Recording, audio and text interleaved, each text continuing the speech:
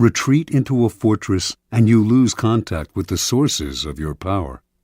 You lose your ear for what is happening around you, as well as a sense of proportion. Instead of being safer, you cut yourself off from the kind of knowledge on which your life depends.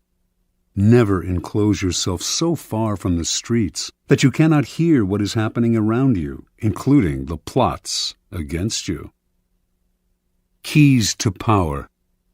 Machiavelli makes the argument that in a strictly military sense, a fortress is invariably a mistake. It becomes a symbol of power's isolation and is an easy target for its builder's enemies. Designed to defend you, fortresses actually cut you off from help and cut into your flexibility. They may appear impregnable, but once you retire to one, everyone knows where you are, and a siege does not have to succeed to turn your fortress into a prison. The danger for most people comes when they feel threatened. In such times, they tend to retreat and close ranks to find security in a kind of fortress. In doing so, however, they come to rely for information on a smaller and smaller circle and lose perspective on events around them. They lose maneuverability and become easy targets, and their isolation makes them paranoid. As in warfare and most games of strategy, isolation often precedes defeat and death. In moments of uncertainty and danger, you need to fight this desire to turn inward.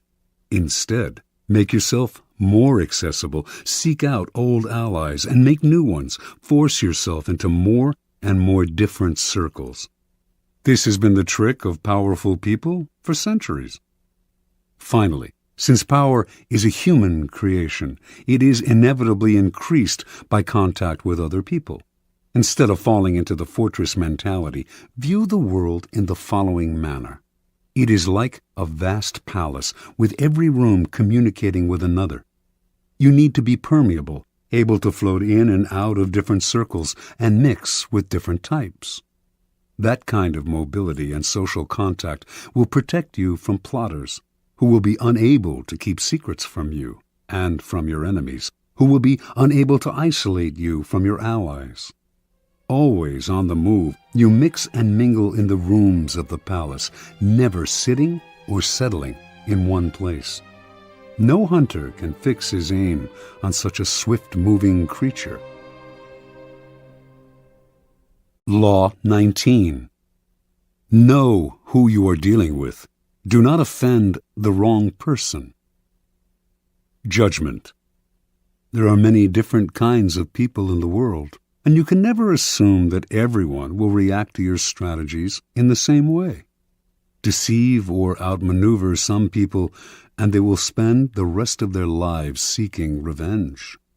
They are wolves in lamb's clothing. Choose your victims and opponents carefully then. Never offend or deceive the wrong person. Opponents, suckers, and victims. Preliminary typology. In your rise to power, you will come across many breeds of opponent, sucker, and victim. The highest form of the art of power is the ability to distinguish the wolves from the lambs, the foxes from the hares, the hawks from the vultures. If you make this distinction well, you will succeed without needing to coerce anyone too much. But if you deal blindly with whomever crosses your path, you will have a life of constant sorrow, if you even live that long. Being able to recognize types of people and to act accordingly is critical. The following are the 5 most dangerous and difficult types of mark in the jungle as identified by artists, con and otherwise, of the past. The arrogant and proud man. Although he may initially disguise it, this man's touchy pride makes him very dangerous. Any perceived slight will lead to a vengeance of overwhelming violence. You may say to yourself, "But I only said such and such at a party where everyone was drunk." It does not matter. There is no sanity behind his overreaction, so do not waste time trying to figure him out. If, at any point in your dealings with a person, you sense an oversensitive and overactive pride, flee. whatever you are hoping for from him isn't worth it. The hopelessly insecure man. This man is related to the proud and arrogant type, but is less violent and harder to spot. His ego is fragile, his sense of self insecure, and if he feels himself deceived or attacked, the hurt will simmer. He will attack you in bites that will take forever to get big enough for you to notice. If you find you have deceived or harmed such a man, disappear for a long time. Do not stay around him, or he will nibble you to death. Mr. Suspicion. Another variant on the breeds above. This is a future Joe Stalin. He sees what he wants to see, usually the worst, in other people, and imagines that everyone is after him. Mr. Suspicion is, in fact, the least dangerous of the three.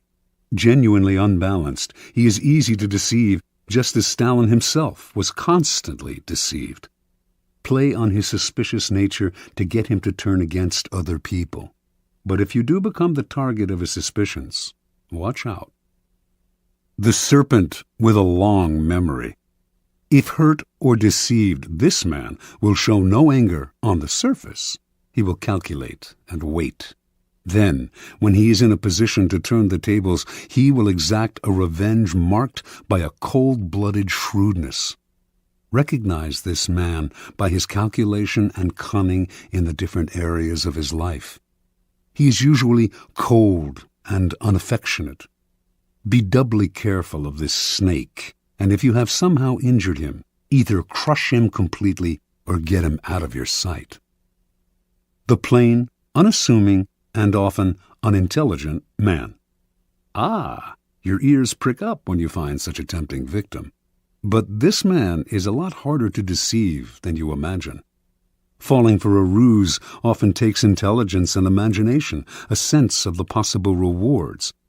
The blunt man will not take the bait because he does not recognize it. He is that unaware. The danger with this man is not that he will harm you or seek revenge, but merely that he will waste your time, energy, resources, and even your sanity in trying to deceive him. Have a test ready for a mark, a joke, a story. If his reaction is utterly literal, this is the type you are dealing with. Continue at your own risk. Transgression of the law. In the early part of the 13th century, Muhammad, the Shah of Khwarezm, managed after many wars to forge a huge empire, extending west to present-day Turkey and south to Afghanistan. The empire's center was the great Asian capital of Samarkand.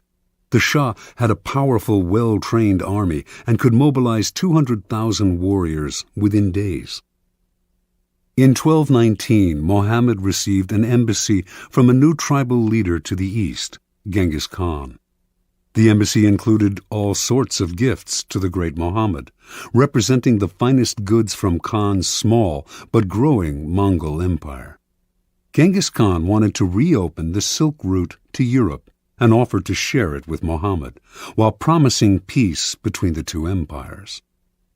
Muhammad did not know this upstart from the east, who, it seemed to him, was extremely arrogant to try to talk as an equal to one so clearly his superior. He ignored Khan's offer. Khan tried again. This time, he sent a caravan of 100 camels filled with the rarest articles he had plundered from China. Before the caravan reached Muhammad, however, Inalchik, the governor of a region bordering on Samarkand, seized it for himself and executed its leaders. Genghis Khan was sure that this was a mistake, that Inalchik had acted without Muhammad's approval. He sent yet another mission to Muhammad, reiterating his offer and asking that the governor be punished. This time, Muhammad himself had one of the ambassadors beheaded and sent the other two back with shaved heads, a horrifying insult in the Mongol code of honor. Khan sent a message to the Shah. "You have chosen war. What will happen, and what is to be, we know not. Only God knows." Mobilizing his forces, in 1220 he attacked Inalchik's province, where he seized the capital, captured the governor, and ordered him executed by having molten silver poured into his eyes and ears. Over the next year, Khan led a series of guerrilla-like campaigns against the Shah's much larger army.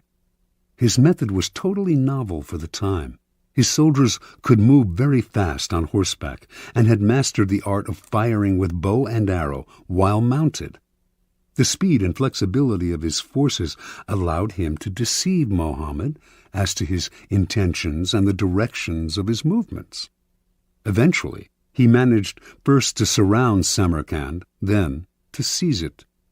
Muhammad fled, and a year later died, his vast empire broken and destroyed. Genghis Khan was sole master of Samarkand, the Silk Route, and most of northern Asia. Interpretation. Never assume that the person you are dealing with is weaker or less important than you are.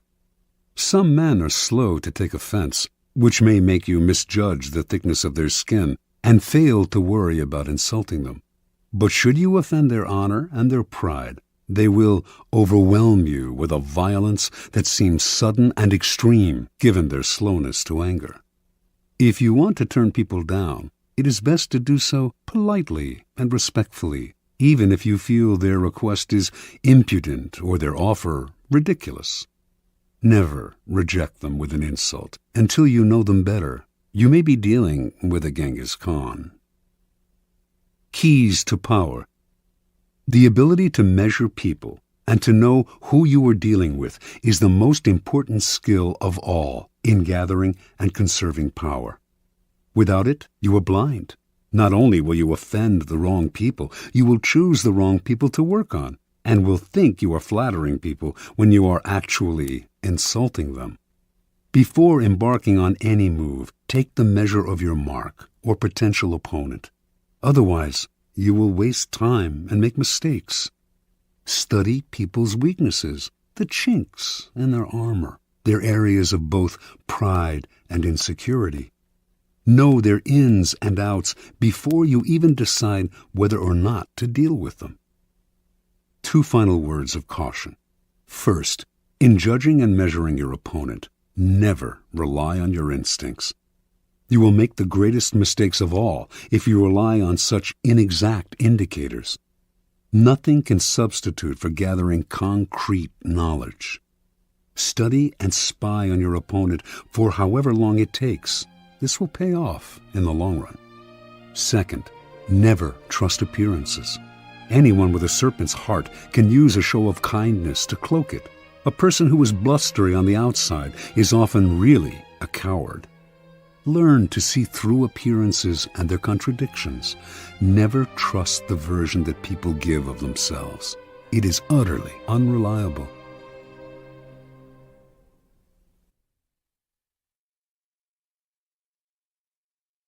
Law 20. Do not commit to anyone. Judgment. It is the fool who always rushes to take sides. Do not commit to any side or cause but yourself. By maintaining your independence, you become the master of others, playing people against one another, making them pursue you. Part 1. Do not commit to anyone, but be courted by all. If you allow people to feel they possess you to any degree, you lose all power over them. By not committing your affections, they will only try harder to win you over. Stay aloof, and you gain the power that comes from their attention and frustrated desire. Play the virgin queen. Give them hope, but never satisfaction. Observance of the law. When Queen Elizabeth I ascended the throne of England in 1558, there was much to do about her finding a husband. The issue was debated in Parliament and was a main topic of conversation among Englishmen of all classes. They often disagreed as to whom she should marry, but everyone thought she should marry as soon as possible, for a queen must have a king and must bear heirs for the kingdom. The debates raged on for years. Meanwhile, the most handsome and eligible bachelors in the realm, Sir Robert Dudley, the Earl of Essex, Sir Walter Raleigh vied for Elizabeth's hand. She did not discourage them, but she seemed to be in no hurry, and her hints as to which man might be her favorite often contradicted each other.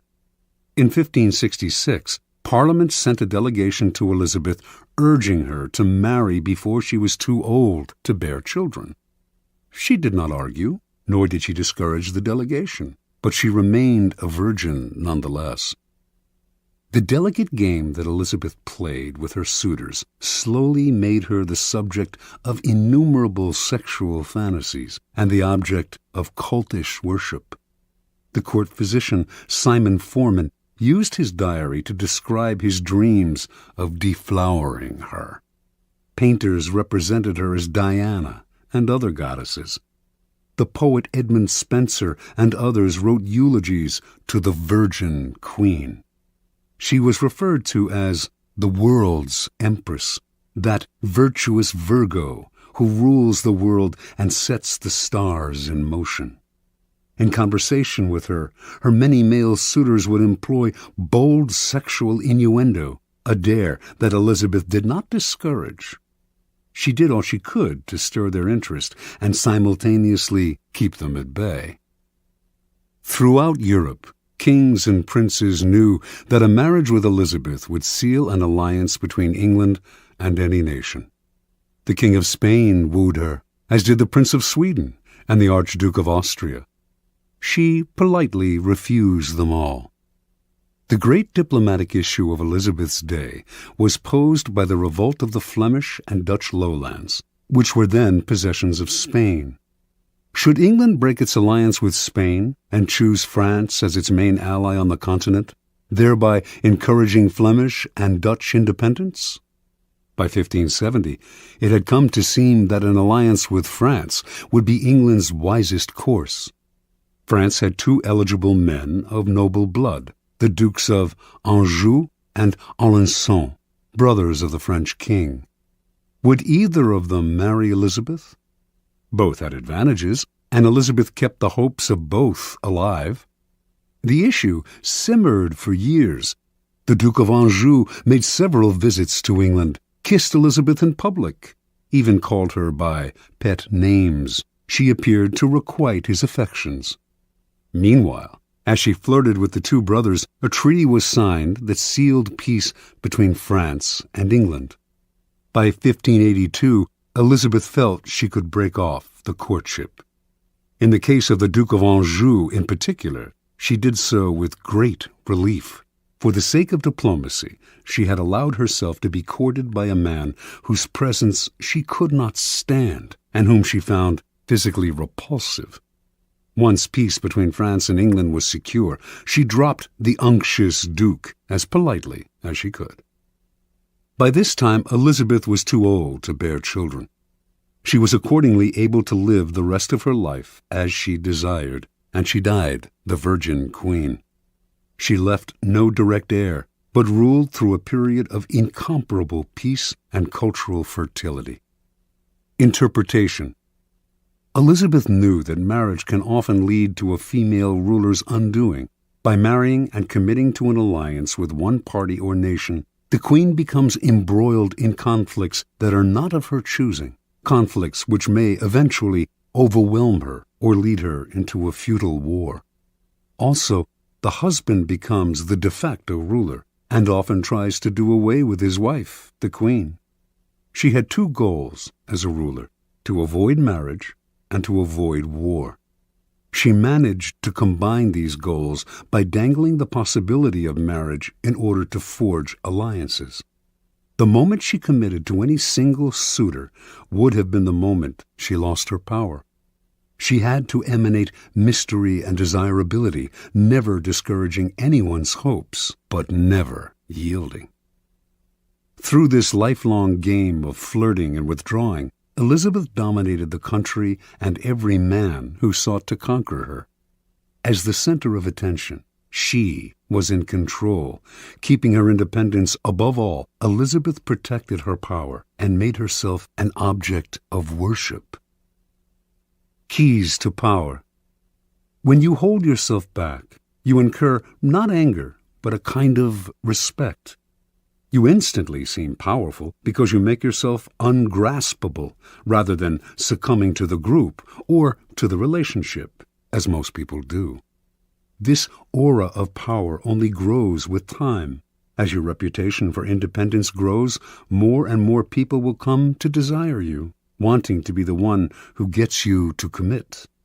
Desire is like a virus. If we see that someone is desired by other people, we tend to find this person desirable too. The moment you commit, the magic is gone. You become like everyone else. People will try all kinds of underhanded methods to get you to commit. They will give you gifts, shower you with favors, all to put you under obligation. Encourage the attention, stimulate their interest, but do not commit at any cost. Accept the gifts and favors if you so desire, but be careful to maintain your inner aloofness. You cannot inadvertently allow yourself to feel obligated to anyone. Stay aloof, and people will come to you. It will become a challenge for them to win your affections. As long as you imitate the wise virgin queen and stimulate their hopes, you will remain a magnet of attention and desire. Part 2. Do not commit to anyone. Stay above the fray. Do not let people suck you into their petty fights and squabbles. Seem supportive and interested, but find a way to remain neutral. Let others do the fighting, while you stand back, watch, and wait. When the fighting parties are good and tired, they will be ripe for the picking. You can make it a practice, in fact, to stir up quarrels between other people and then offer to mediate, gaining power as the go-between. Observance of the law. In the late 15th century, the strongest city-states in Italy, Venice, Florence, Rome, and Milan, found themselves constantly squabbling. Hovering above their struggles were the nations of France and Spain, ready to grab whatever they could from the weakened Italian powers. And trapped in the middle was the small state of Mantua, ruled by the young Duke Gianfrancesco Gonzaga. Mantua was strategically located in central Italy, and it seemed only a matter of time before one of the powers swallowed it up, and it ceased to exist as an independent kingdom. Gonzaga was a fierce warrior and a skilled commander of troops, and he became a kind of mercenary general for whatever side paid him best. In the year 1490, he married Isabella d'Este, daughter of the ruler of another small Italian kingdom, Ferrara. Since he now spent most of his time away from Mantua, it fell to Isabella to rule in his stead. Isabella's first true test as ruler came in 1498, when King Louis XII of France was preparing armies to attack Milan.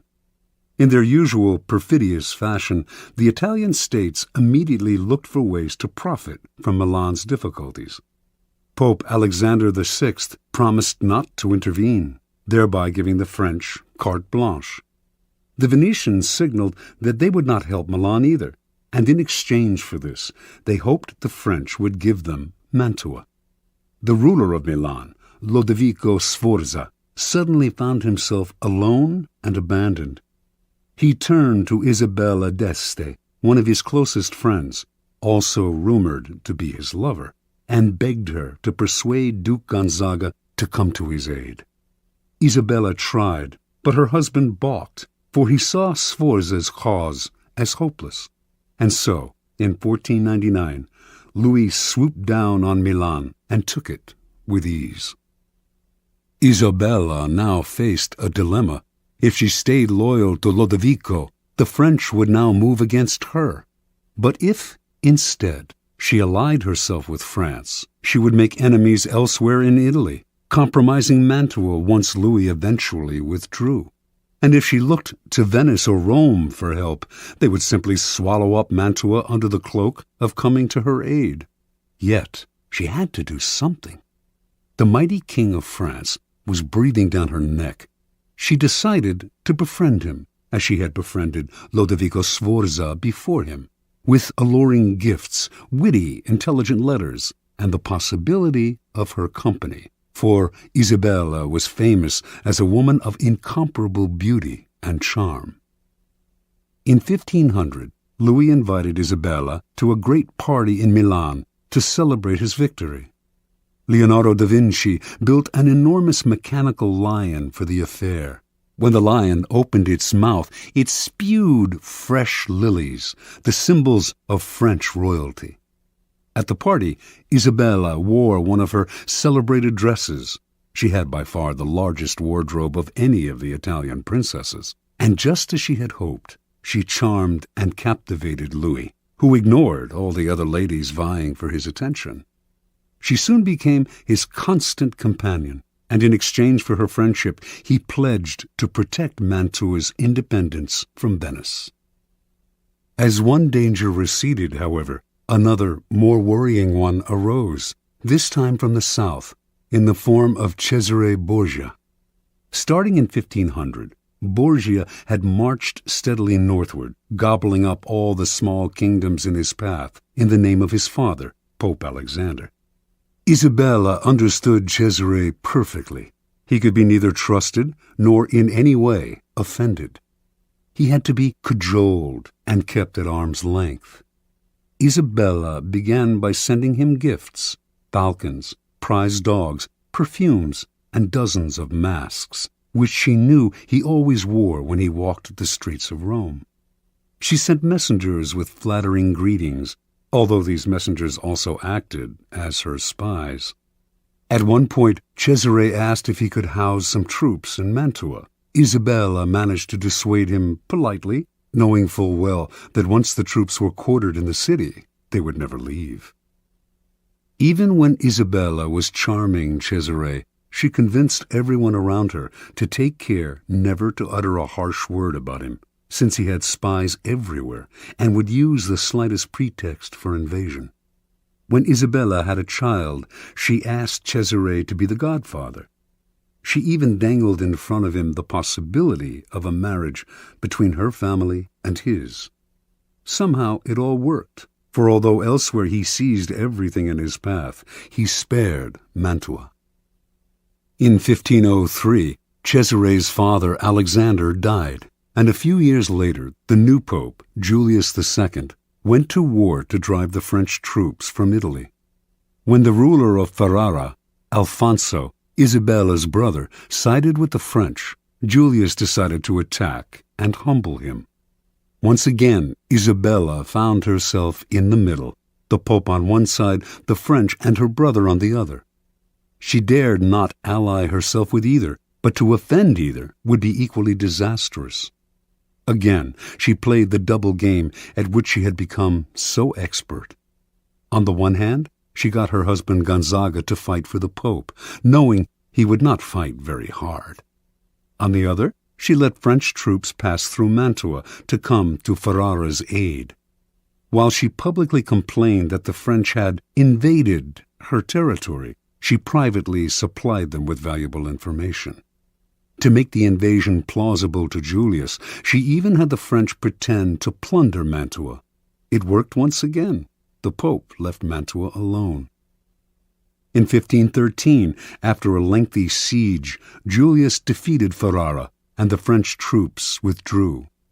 Worn out by the effort, the Pope died a few months later. With his death, the nightmarish cycle of battles and petty squabbles began to repeat itself. A great deal changed in Italy during Isabella's reign. Popes came and went. Cesare Borgia rose and then fell. Venice lost its empire. Milan was invaded. Florence fell into decline. And Rome was sacked by the Habsburg Emperor Charles V. Through all this, tiny Mantua not only survived, but thrived. Its court the envy of Italy. Its wealth and sovereignty would remain intact for a century after Isabella's death in 1539. Interpretation. Learn to control yourself, to restrain your natural tendency to take sides and join the fight. Be friendly and charming to each of the combatants, then step back as they collide. With every battle, they grow weaker, while you grow stronger with every battle you avoid. Keys to power. To succeed in the game of power, you have to master your emotions. But even if you succeed in gaining such self-control, you can never control the temperamental dispositions of those around you. And this presents a great danger. Most people operate in a whirlpool of emotions, constantly reacting, churning up squabbles and conflicts. Your self-control and autonomy will only bother and infuriate them. They will try to draw you into the whirlpool, begging you to take sides in their endless battles or to make peace for them. If you succumb to their emotional entreaties, little by little, you will find your mind and time occupied by their problems. Do not allow whatever compassion and pity you possess to suck you in. You can never win in this game. The conflicts can only multiply. On the other hand, you cannot completely stand aside, for that would cause needless offense. To play the game properly, you must seem interested in other people's problems, even sometimes appear to take their side. But while you make outward gestures of support, you must maintain your inner energy and sanity by keeping your emotions disengaged. No matter how hard people try to pull you in, never let your interest in their affairs and petty squabbles go beyond the surface. Give them gifts. Listen with a sympathetic look. Even occasionally, play the charmer. But inwardly, keep both the friendly kings and the perfidious Borgias at arm's length. By refusing to commit and thus maintaining your autonomy, you retain the initiative. Your moves stay matters of your own choosing, not defensive reactions to the push and pull of those around you. Play a waiting game, and you cannot lose. Law 21. Play a sucker to catch a sucker. Seem dumber than your mark. Judgment. No one likes feeling stupider than the next person. The trick, then, is to make your victims feel smart, and not just smart, but smarter than you are. Once convinced of this, they will never suspect that you may have ulterior motives. Observance of the law. In the winter of 1872, the U.S. financier Asbury Harpending was visiting London when he received a cable. A diamond mine had been discovered in the American West. The cable came from a reliable source, William Ralston, owner of the Bank of California, but Harpending nevertheless took it as a practical joke, probably inspired by the recent discovery of huge diamond mines in South Africa. True, when reports had first come in of gold being discovered in the western United States, everyone had been skeptical, and those had turned out to be true. But a diamond mine in the West? Harpending showed the cable to his fellow financier, Baron Rothschild, one of the richest men in the world, saying it must be a joke. The Baron, however, replied, "Don't be too sure about that. America is a very large country. It has furnished the world with many surprises already. Perhaps it has others in store." Harpending promptly took the first ship back to the States. When Harpending reached San Francisco, there was an excitement in the air, recalling the gold rush days of the late 1840s. Two crusty prospectors named Philip Arnold and John Slack had been the ones to find the diamond mine. They had not divulged its location in Wyoming, but had led a highly respected mining expert to it several weeks back, taking a circular route so he could not guess his whereabouts. Once there, the expert had watched as the miners dug up diamonds. Back in San Francisco, the expert had taken the gems to various jewelers, one of whom had estimated their worth at $1.5 million. Harpending and Ralston now asked Arnold and Slack to accompany them back to New York, where the jeweler Charles Tiffany would verify the original estimates. The prospectors responded uneasily. They smelled a trap. How could they trust these city slickers? What if Tiffany and the financiers managed to steal the whole mine out from under them? Ralston tried to allay their fears by giving them $100,000 and placing another $300,000 in escrow for them. If the deal went through, they would be paid an additional $300,000. The miners agreed. The little group traveled to New York, where a meeting was held at the mansion of Samuel L. Barlow. The cream of the city's aristocracy was in attendance. General George Brenton McClellan, commander of the Union forces in the Civil War, General Benjamin Butler, Horace Greeley, editor of the newspaper The New York Tribune, Harpending, Ralston, and Tiffany. Only Slack and Arnold were missing. As tourists in the city, they had decided to go sightseeing.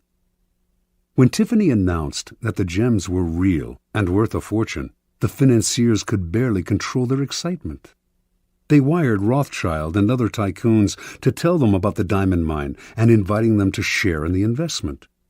At the same time, they also told the prospectors that they wanted one more test. They insisted that a mining expert of their choosing accompany Slack and Arnold to the site to verify its wealth. The prospectors reluctantly agreed. In the meantime, they said, they had to return to San Francisco. The jewels that Tiffany had examined they left with Harpending for safekeeping. Several weeks later, a man named Louis Janin, the best mining expert in the country, met the prospectors in San Francisco. Janin was a born skeptic who was determined to make sure that the mine was not a fraud. Accompanying Janin were Harpending and several other interested financiers. As with the previous expert, the prospectors led the team through a complex series of canyons, completely confusing them as to their whereabouts. Arriving at the site, the financiers watched in amazement as Janin dug the area up, leveling anthills, turning over boulders, and finding emeralds, rubies, sapphires, and most of all, diamonds. The dig lasted 8 days, and by the end, Janin was convinced. He told the investors that they now possessed the richest field in mining history. With 100 men and proper machinery, he told them, I would guarantee to send out $1 million in diamonds every 30 days. Returning to San Francisco a few days later, Ralston, Harpending, and Company acted fast to form a $10 million corporation of private investors. First, however, they had to get rid of Arnold and Slack. That meant hiding their excitement. They certainly did not want to reveal the field's real value. So they played possum. Who knows if Janin is right, they told the prospectors. The mine may not be as rich as we think. This just made the prospectors angry.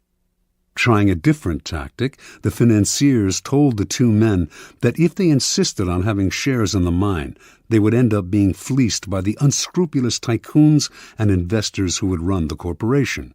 Better, they said, to take the $700,000 already offered, an enormous sum at the time, and put their greed aside.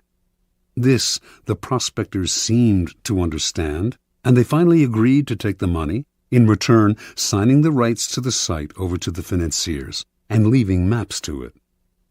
News of the mine spread like wildfire. Prospectors fanned out across Wyoming.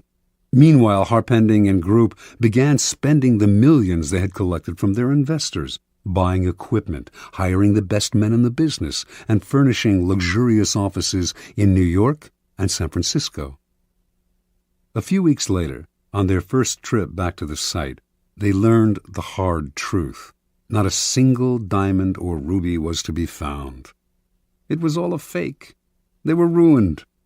Harpending had unwittingly lured the richest men in the world into the biggest scam of the century. Interpretation.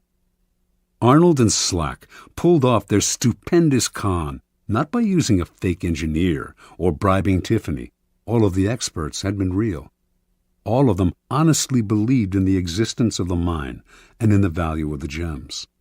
What had fooled them all was nothing else than Arnold and Slack themselves. The two men seemed to be such rubes, such hayseeds, so naive, that no one for an instant had believed them capable of an audacious scam. The prospectors had simply observed the law of appearing more stupid than the mark, the deceiver's first commandment. The logistics of the con were quite simple. Months before Arnold and Slack announced the discovery of the diamond mine, They traveled to Europe, where they purchased some real gems for around $12,000, part of the money they had saved from their days as gold miners. They then salted the mine with these gems, which the first expert dug up and brought to San Francisco. The jewelers who had appraised these stones, including Tiffany himself, had gotten caught up in the fever and had grossly overestimated their value. Then Ralston gave the prospectors $100,000 as security, and immediately after their trip to New York, they simply went to Amsterdam, where they bought sacks of uncut gems before returning to San Francisco. The second time they salted the mine, there were many more jewels to be found. The effectiveness of the scheme, however, rested not on tricks like these, but on the fact that Arnold and Slack played their parts to perfection. On their trip to New York, where they mingled with millionaires and tycoons, they played up their clodhopper image, wearing pants and coats a size or two too small and acting incredulous at everything they saw in the big city. No one believed that these country simpletons could possibly be conning the most devious, unscrupulous financiers of the time. Keys to power. Given how important the idea of intelligence is to most people's vanity, it is critical never inadvertently to insult or impugn a person's brain power. That is an unforgivable sin, but if you can make this iron rule work for you, it opens up all sorts of avenues of deception. Subliminally reassure people that they are more intelligent than you are, or even that you are a bit of a moron, and you can run rings around them. The feeling of intellectual superiority you give them will disarm their suspicion muscles. Intelligence is the obvious quality to downplay, but why stop there? Taste and sophistication rank close to intelligence on the vanity scale, make people feel they are more sophisticated than you are, and their guard will come down. As Arnold and Slack knew, an air of complete naivete can work wonders. Those fancy financiers were laughing at them behind their backs, but who laughed loudest in the end? In general, then, always make people believe they are smarter and more sophisticated than you are.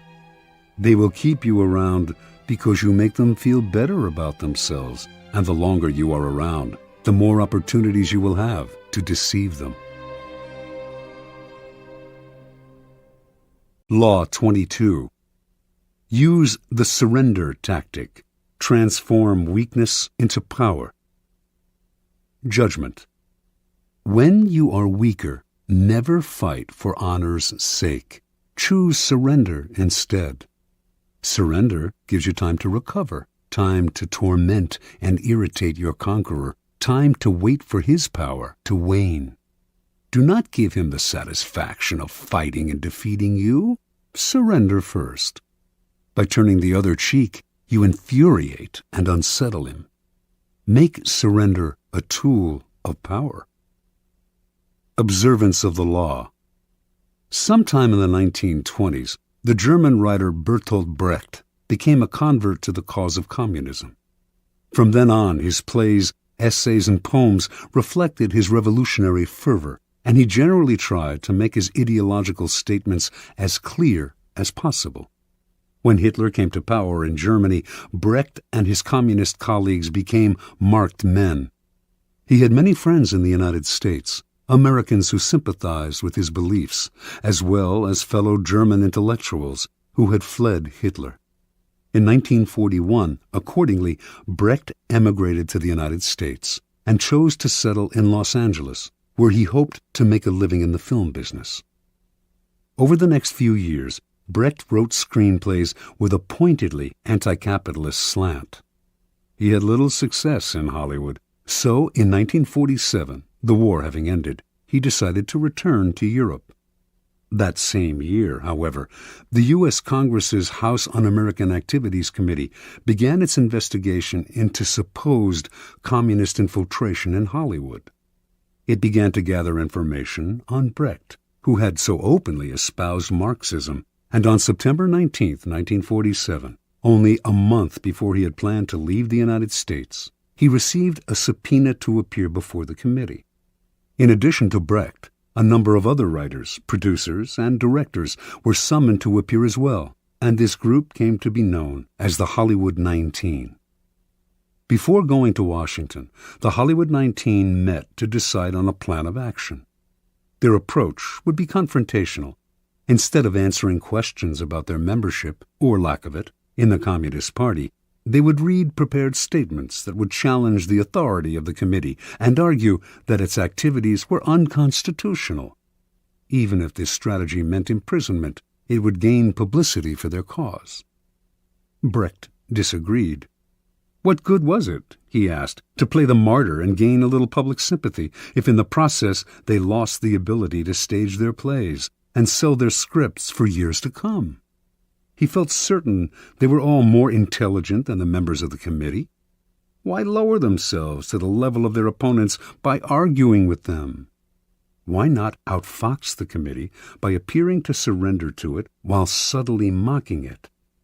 The Hollywood 19 listened to Brecht politely, but decided to stick to their plan, leaving Brecht to go his own way. The committee finally summoned Brecht on October 30th. They expected him to do what others among the Hollywood 19 who had testified before him had done: argue, refuse to answer questions, challenge the committee's right to hold its hearing, even yell and hurl insults. Much to their surprise, however, Brecht was the very picture of congeniality. He wore a suit, something he rarely did, smoked a cigar. He had heard that the committee chairman was a passionate cigar smoker, answered their questions politely, and generally deferred to their authority. Unlike the other witnesses, Brecht answered the question of whether he belonged to the Communist Party. He was not a member, he said, which happened to be the truth. One committee member asked him, "Is it true you have written a number of revolutionary plays?" Brecht had written many plays with overt communist messages, but he responded, "I have written a number of poems and songs and plays in the fight against Hitler, and, of course, they can be considered, therefore, as revolutionary because I, of course, was for the overthrow of that government." This statement went unchallenged. Brecht's English was more than adequate, but he used an interpreter throughout his testimony, a tactic that allowed him to play subtle games with language. When committee members found communist leanings in lines from English editions of his poems, he would repeat the lines in German for the interpreter, who would then retranslate them, and somehow they would come out innocuous. At one point, a committee member read one of Brecht's revolutionary poems out loud in English and asked him if he had written it. "No," he responded, "I wrote a German poem, which is very different from this." The author's elusive answers baffled the committee members, but his politeness and the way he yielded to their authority made it impossible for them to get angry with him. After only an hour of questioning, the committee members had had enough. "Thank you very much," said the chairman. "You are a good example to the other witnesses." Not only did they free him, they offered to help him if he had any trouble with immigration officials who might detain him for their own reasons. The following day, Brecht left the U.S., never to return. Interpretation. The Hollywood 19's confrontational approach won them a lot of sympathy, and years later they gained a kind of vindication in public opinion. But they were also blacklisted and lost valuable years of profitable working time. Brecht, on the other hand, expressed his disgust at the committee more indirectly. It was not that he changed his beliefs or compromised his values. Instead, during his short testimony, he kept the upper hand by appearing to yield, while all the time running circles around the committee with vague responses, outright lies that went unchallenged because they were wrapped in enigmas and word games. In the end, he kept the freedom to continue his revolutionary writing, as opposed to suffering imprisonment or detainment in the United States, even while subtly mocking the committee and its authority with his pseudo-obedience. Keep in mind the following. People trying to make a show of their authority are easily deceived by the surrender tactic. Your outward sign of submission makes them feel important, satisfied that you respect them. They become easier targets for a later counterattack or for the kind of indirect ridicule used by Brecht. Measuring your power over time, never sacrifice long-term maneuverability for the short-lived glories of martyrdom. Keys to power. What gets us into trouble in the realm of power is often our own overreaction to the moves of our enemies and rivals. That overreaction creates problems we would have avoided had we been more reasonable. It also has an endless rebound effect, for the enemy then overreacts as well. It is always our first instinct to react, to meet aggression with some other kind of aggression. But the next time someone pushes you, and you find yourself starting to react, try this. Do not resist or fight back, but yield, turn the other cheek, bend. You will find that this often neutralizes their behavior. They expected, even wanted you to react with force, and so they are caught off guard and confounded by your lack of resistance. By yielding, you in fact control the situation, because your surrender is part of a larger plan to lull them into believing they have defeated you. This is the essence of the surrender tactic. Inwardly, you stay firm, but outwardly, you bend. Deprived of a reason to get angry, your opponents will often be bewildered instead, and they are unlikely to react with more violence, which would demand a reaction from you. Instead, you are allowed the time and space to plot the counter moves that will bring them down. In the battle of the intelligent against the brutal and the aggressive, the surrender tactic is the supreme weapon. It does require self-control. Those who genuinely surrender give up their freedom and may be crushed by the humiliation of their defeat. You have to remember that you only appear to surrender, like the animal that plays dead to save its hide. Power is always in flux. Since the game is, by nature, fluid and an arena of struggle, those with power almost always find themselves eventually on the downward swing. If you find yourself temporarily weakened, the surrender tactic is perfect for raising yourself up again. It disguises your ambition. It teaches you patience and self-control, key skills in the game, and it puts you in the best possible position for taking advantage of your oppressor's sudden slide.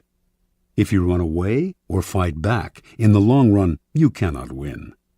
If you surrender, you will almost always emerge victorious. Law 23. Concentrate your forces. Judgment. Conserve your forces and energies by keeping them concentrated at their strongest point. You gain more by finding a rich mine and mining it deeper than by flitting from one shallow mine to another. Intensity defeats extensity every time. When looking for sources of power to elevate you, find the one key patron, the fat cow, who will give you milk for a long time to come. Transgression of the law.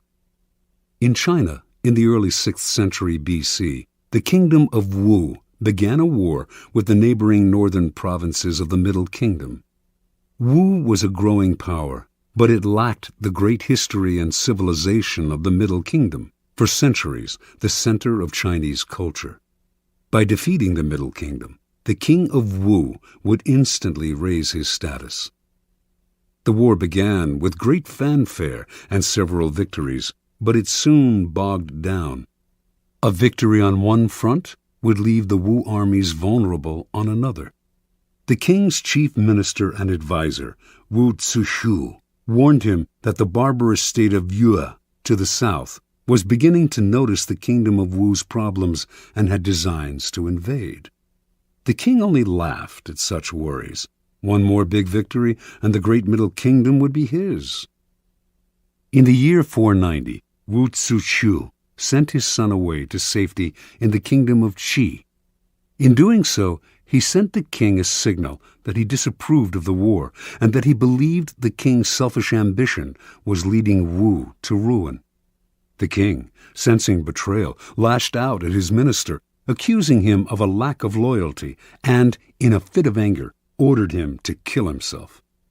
Wu Zishu obeyed his king, but before he plunged the knife into his chest, he cried, "Tear out my eyes, O king, and fix them on the gate of Wu, so that I may see the triumphant entry of Yue." As Wu Zishu had predicted, within a few years a Yue army passed beneath the gate of Wu.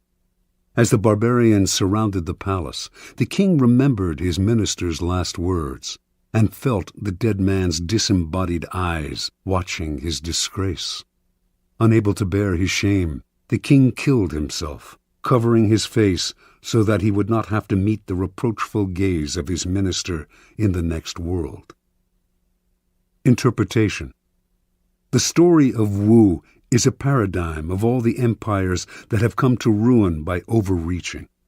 Drunk with success and sick with ambition, such empires expand to grotesque proportions and meet a ruin that is total. For the Chinese, the fate of the kingdom of Wu serves as an elemental lesson on what happens when you dissipate your forces on several fronts, losing sight of distant dangers for the sake of present gain. If you are not in danger, says Sun Tzu, do not fight. It is almost a physical law. What is bloated beyond its proportions inevitably collapses. The mind must not wander from goal to goal, or be distracted by success from its sense of purpose and proportion. What is concentrated, coherent, and connected to its past has power. What is dissipated, divided, and distended rots and falls to the ground. The bigger it bloats, the harder it falls. Keys to power. As Schopenhauer wrote, intellect is a magnitude of intensity, not a magnitude of extensity. Napoleon knew the value of concentrating your forces at the enemy's weakest spot. It was the secret of his success on the battlefield. But his willpower and his mind were equally modeled on this notion. Single-mindedness of purpose, total concentration on the goal, and the use of these qualities against people less focused, people in a state of distraction. Such an arrow will find its mark every time and overwhelm the enemy. Concentrate on a single goal, a single task, and beat it into submission. In the world of power, you will constantly need help from other people, usually those more powerful than you. The fool flits from one person to another, believing that he will survive by spreading himself out. It is a corollary of the law of concentration, however, that much energy is saved and more power is attained by affixing yourself to a single, appropriate source of power. Throughout his life, the 16th century writer Pietro Aretino suffered the indignities of having to please this prince and that. At last, he had had enough and decided to woo Charles V, promising the emperor the services of his powerful pen. He finally discovered the freedom that came from attachment to a single source of power. Michelangelo found this freedom with Pope Julius II, Galileo with the Medicis. In the end, the single patron appreciates your loyalty and becomes dependent on your services. In the long run, the master serves the slave. Power always exists in concentrated forms. In any organization, it is inevitable for a small group to hold the strings, and often it is not those with the titles. In the game of power, only the fool flails about without fixing his target. You must find out who controls the operations, who is the real director behind the scenes. As Richelieu discovered at the beginning of his rise to the top of the French political scene during the early 17th century, it was not King Louis XIII who decided things. It was the king's mother, and so he attached himself to her and catapulted through the ranks of the courtiers all the way to the top. It is enough to strike oil once. Your wealth and power are assured for a lifetime. Law 24. Play the perfect courtier. Judgment. The perfect courtier thrives in a world where everything revolves around power and political dexterity. He has mastered the art of indirection. He flatters, yields to superiors, and asserts power over others in the most oblique and graceful manner. Learn and apply the laws of courtiership, and there will be no limit to how far you can rise in the court. Court society. It is a fact of human nature that the structure of a court society forms itself around power. In the past, the court gathered around the ruler and had many functions.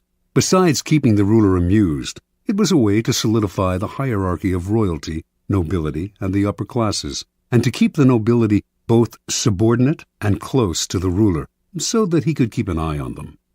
The court serves power in many ways, but most of all, it glorifies the ruler, providing him with a microcosmic world that must struggle to please him. To be a courtier was a dangerous game. A 19th century Arab traveler to the court of Darfur, in what is now Sudan, reported that courtiers there had to do whatever the Sultan did. If he were injured, they had to suffer the same injury. If he fell off his horse during a hunt, they fell too. Mimicry like this appeared in courts all over the world. More troublesome was the danger of displeasing the ruler. One wrong move spelled death or exile. The successful courtier had to walk a tightrope, pleasing but not pleasing too much, obeying but somehow distinguishing himself from the other courtiers, while also never distinguishing himself so far as to make the ruler insecure. Great courtiers throughout history have mastered the science of manipulating people. They make the king feel more kingly. They make everyone else fear their power. They are magicians of appearance, knowing that most things at court are judged by how they seem. Great courtiers are gracious and polite. Their aggression is veiled and indirect. Masters of the word, they never say more than necessary, getting the most out of a compliment or hidden insult. They are magnets of pleasure. People want to be around them because they know how to please. Yet they neither fawn nor humiliate themselves. Great courtiers become the king's favorites, enjoying the benefits of that position. They often end up more powerful than the ruler, for they are wizards in the accumulation of influence. Many today dismiss court life as a relic of the past, a historical curiosity. They reason, according to Machiavelli, as though heaven, the sun, the elements, and men had changed the order of their motions and power, and were different from what they were in ancient times. There may be no more sun kings, but there are still plenty of people who believe the sun revolves around them. The royal court may have more or less disappeared, or at least lost its power, but courts and courtiers still exist because power still exists. A courtier is rarely asked to fall off a horse anymore, but the laws that govern court politics are as timeless as the laws of power. There is much to be learned, then, from great courtiers past and present. The laws of court politics. Avoid ostentation. It is never prudent to prattle on about yourself or call too much attention to your actions. The more you talk about your deeds, the more suspicion you cause. You also stir up enough envy among your peers to induce treachery and backstabbing. Be careful, ever so careful, in trumpeting your own achievements, and always talk less about yourself than about other people. Modesty is generally preferable. Practice nonchalance. Never seem to be working too hard. Your talent must appear to flow naturally, with an ease that makes people take you for a genius rather than a workaholic. Be frugal with flattery. It may seem that your superiors cannot get enough flattery, but too much of even a good thing loses its value. It also stirs up suspicion among your peers. Learn to flatter indirectly, by downplaying your own contribution, for example, to make your master look better. Arrange to be noticed. There is a paradox. You cannot display yourself too brazenly, yet you must also get yourself noticed. You stand no chance of rising if the ruler does not notice you in the swamp of courtiers. This task requires much art. It is often initially a matter of being seen in the literal sense. Pay attention to your physical appearance then, and find a way to create a subtly distinctive style and image. Alter your style and language according to the person you are dealing with. The pseudo-belief in equality, the idea that talking and acting the same way with everyone, no matter what their rank, makes you somehow a paragon of civilization, is a terrible mistake. Those below you will take it as a form of condescension, which it is, and those above you will be offended, although they may not admit it. You must change your style and your way of speaking to suit each person. This is not lying, it is acting, and acting is an art, not a gift from God. Learn the art. Never be the bearer of bad news. The king kills the messenger who brings bad news. This is a cliché, but there is truth to it. You must struggle and, if necessary, lie and cheat to be sure that the lot of the bearer of bad news falls on a colleague, never on you. Bring only good news, and your approach will gladden your master. Never affect friendliness and intimacy with your master. He does not want a friend for a subordinate. He wants a subordinate. Never approach him in an easy, friendly way, or act as if you are on the best of terms. That is his prerogative. If he chooses to deal with you on this level, assume a wary chumminess. Otherwise, err in the opposite direction, and make the distance between you clear. Never criticize those above you directly. This may seem obvious, but there are often times when some sort of criticism is necessary. To say nothing or to give no advice would open you to risks of another sort. You must learn, however, to couch your advice and criticism as indirectly and as politely as possible. Think twice or 3 times before deciding you have made them sufficiently circuitous. Err on the side of subtlety and gentleness. Be frugal in asking those above you for favors. Nothing irritates a master more than having to reject someone's request. It stirs up guilt and resentment. Ask for favors as rarely as possible, and know when to stop. Never joke about appearances or taste. A lively wit and a humorous disposition are essential qualities for a good courtier, and there are times when vulgarity is appropriate and engaging. But avoid any kind of joke about appearance or taste, 2 highly sensitive areas, especially with those above you. Do not even try it when you are away from them. You will dig your own grave. Do not be the court cynic. If you constantly criticize your equals or subordinates, some of that criticism will rub off on you, hovering over you like a gray cloud wherever you go. People will groan at each new cynical comment, and you will irritate them.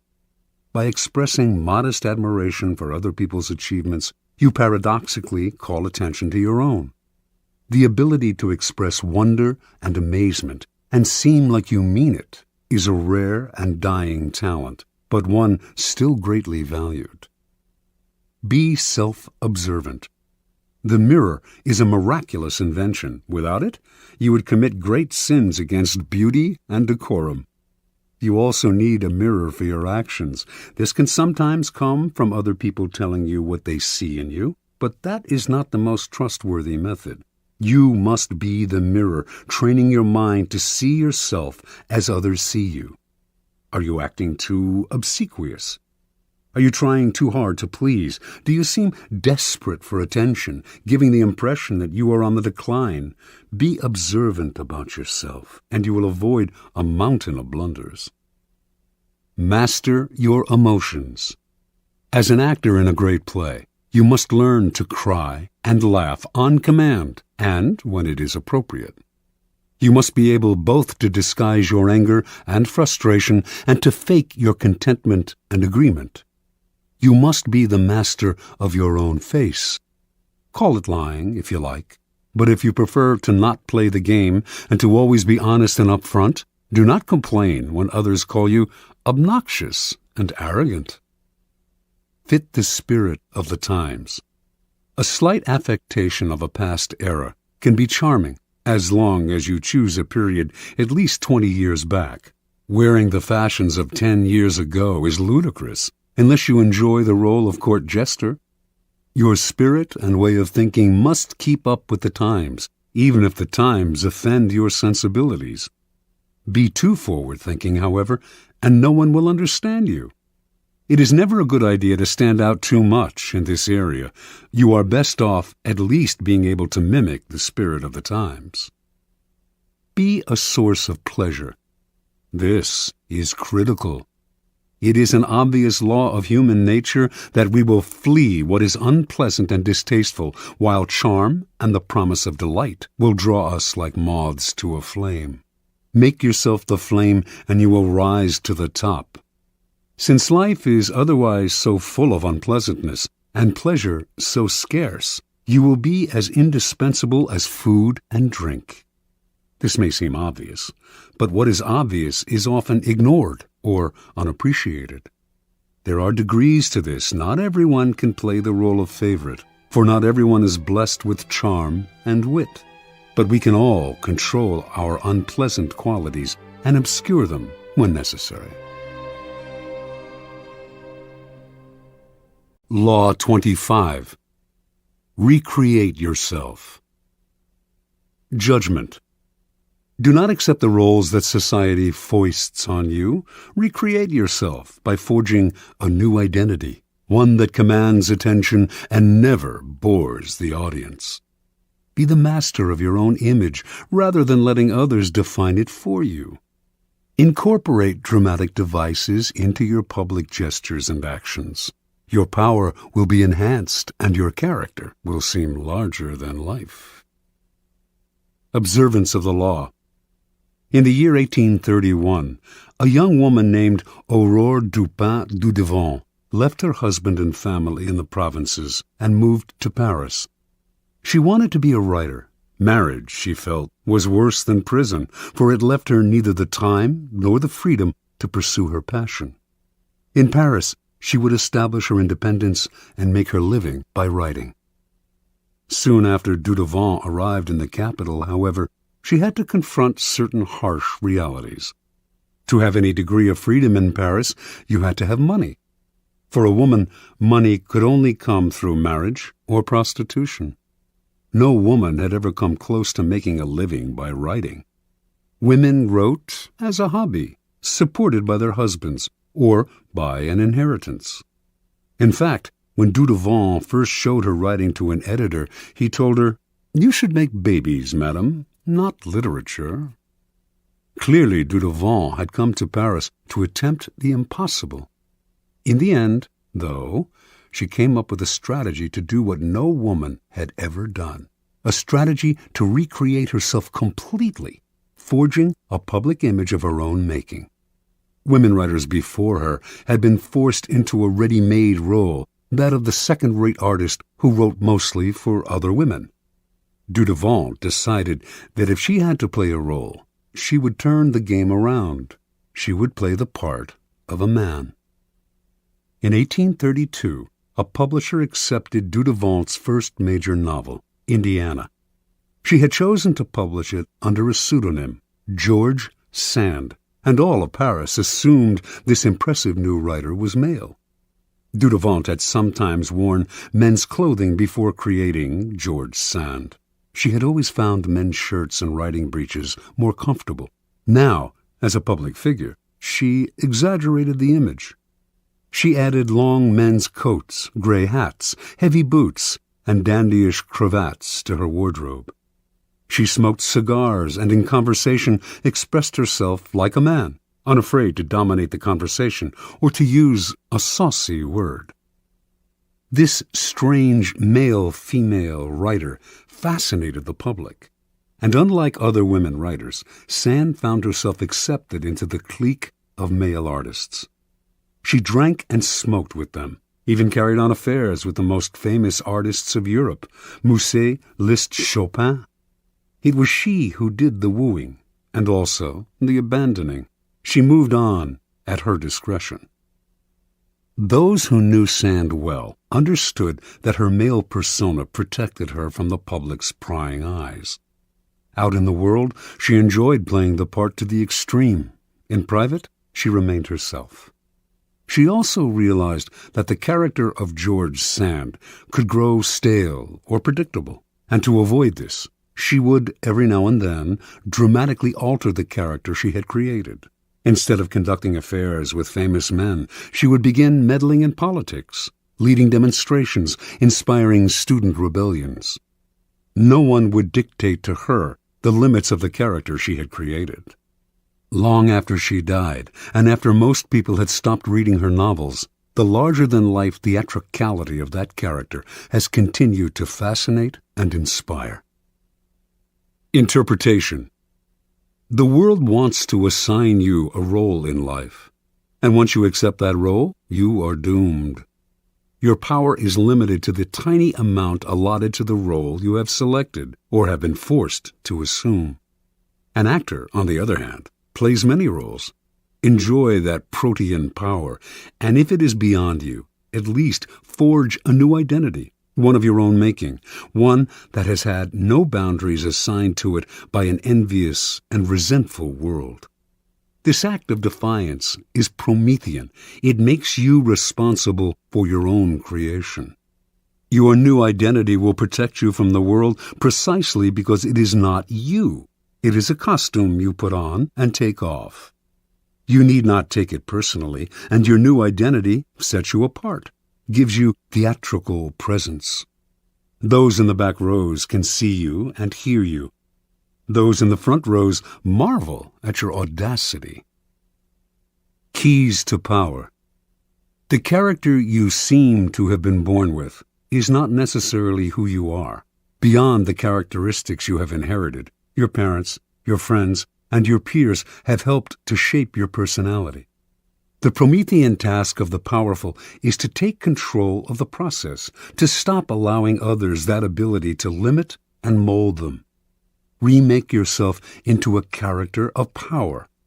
Working on yourself like clay should be one of your greatest and most pleasurable life tasks. It makes you, in essence, an artist creating yourself. The first step in the process of self-creation is self-consciousness, being aware of yourself as an actor and taking control of your appearance and emotions. The bad actor is the one who is always sincere. People who wear their hearts on their sleeves out in society are tiresome and embarrassing. Their sincerity notwithstanding, it is hard to take them seriously. Good actors control themselves better. They can play sincere and heartfelt, can affect a tear and a compassionate look at will, but they don't have to feel it. They externalize emotion in a form that others can understand. Method acting is fatal in the real world. No ruler or leader could possibly play the part if all the emotions he showed had to be real. So learn self-control. Adopt the plasticity of the actor who can mold his or her face to the emotion required. The second step in the process of self-creation is a variation on the George Sand strategy. The creation of a memorable character, one that compels attention, that stands out above the other players on the stage. This was the game Abraham Lincoln played. The homespun, common countryman he knew was a kind of president that America had never had but would delight in electing. Although many of these qualities came naturally to him, he played them up, the hat and clothes, the beard. No president before him had worn a beard. Lincoln was also the first president to use photographs to spread his image, helping to create the icon of the homespun president. You must appreciate the importance of stage entrances and exits. When Cleopatra first met Caesar in Egypt, she arrived rolled up in a carpet, which she arranged to have unfurled at his feet. Your own entrances and exits should be crafted and planned as carefully. Remember that overacting can be counterproductive. It is another way of spending too much effort trying to attract attention. The actor Richard Burton discovered early in his career that by standing totally still on stage, he drew attention to himself and away from the other actors. It is less what you do that matters clearly than how you do it. Your gracefulness and imposing stillness on the social stage count for more than overdoing your part and moving around too much. Finally, learn to play many roles, to be whatever the moment requires. Adapt your mask to the situation. Be protean in the faces you wear. Bismarck played this game to perfection. To a liberal, he was a liberal. To a hawk, he was a hawk. He could not be grasped, and what cannot be grasped cannot be consumed. Law 26. Keep your hands clean. Judgment. You must seem a paragon of civility and efficiency. Your hands are never soiled by mistakes and nasty deeds. Maintain such a spotless appearance by using others as unwitting pawns and screens to disguise your involvement. Part 1. Conceal your mistakes. Have a scapegoat around to take the blame. Our good name and reputation depend more on what we conceal than on what we reveal. Everyone makes mistakes, but those who are truly clever manage to hide them and to make sure someone else is blamed. A convenient scapegoat should always be kept around for such moments. Observance of the law.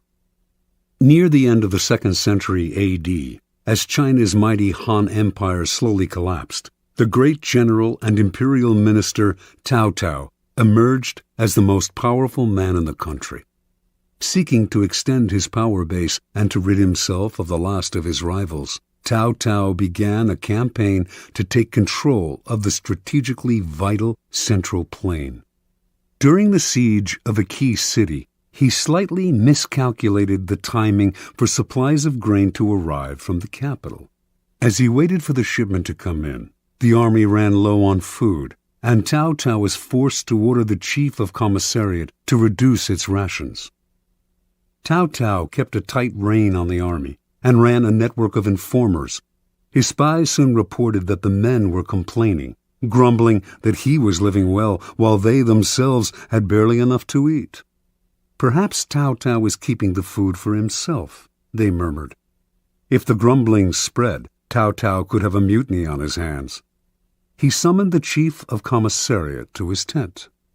"I want to ask you to lend me something, and you must not refuse," Cao Cao told the chief. "What is it?" the chief replied. "I want the loan of your head to show to the troops," said Cao Cao. "But I've done nothing wrong," cried the chief. "I know," said Cao Cao with a sigh, "but if I do not put you to death, there will be a mutiny. Do not grieve. After you're gone, I'll look after your family." Put this way, the request left the chief no choice, so he resigned himself to his fate and was beheaded that very day. Seeing his head on public display, the soldiers stopped grumbling. Some saw through Cao Cao's gesture, but kept quiet, stunned and intimidated by his violence. And most accepted his version of who was to blame, preferring to believe in his wisdom and fairness than in his incompetence and cruelty. Interpretation. Occasional mistakes are inevitable. The world is just too unpredictable. People of power, however, are undone not by the mistakes they make, but by the way they deal with them. Like surgeons, they must cut away the tumor with speed and finality. Excuses satisfy no one, and apologies make everyone uncomfortable.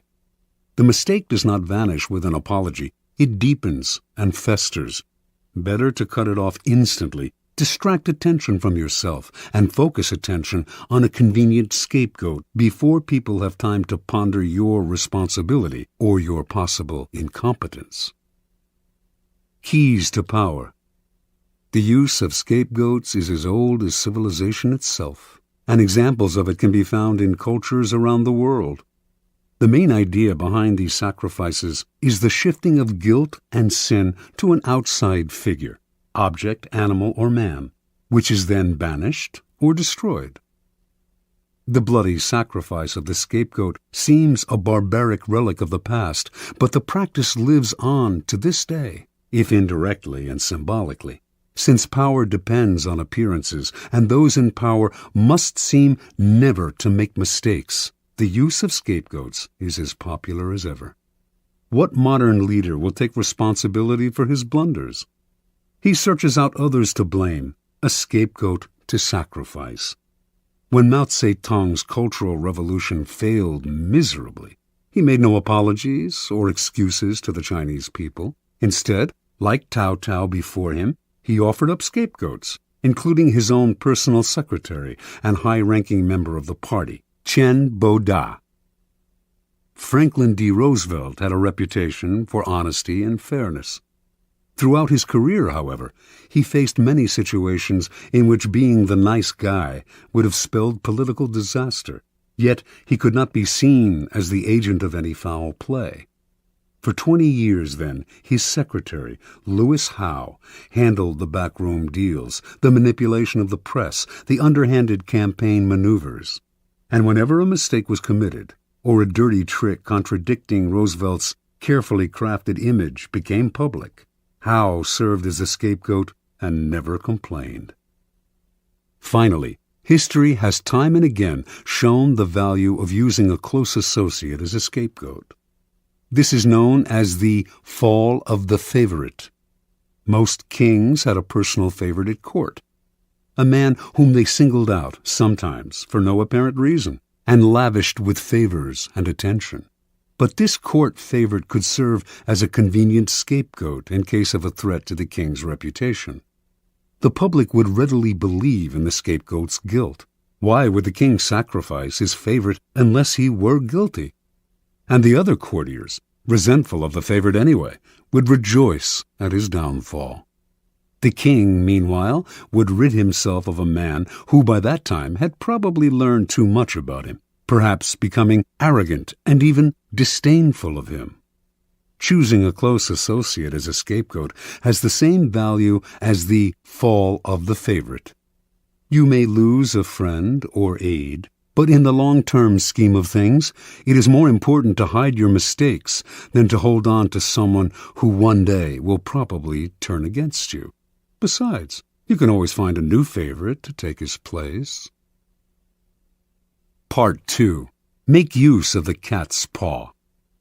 In the fable, the monkey grabs the paw of his friend, the cat, and uses it to fish chestnuts out of the fire, thus getting the nuts he craves without hurting himself.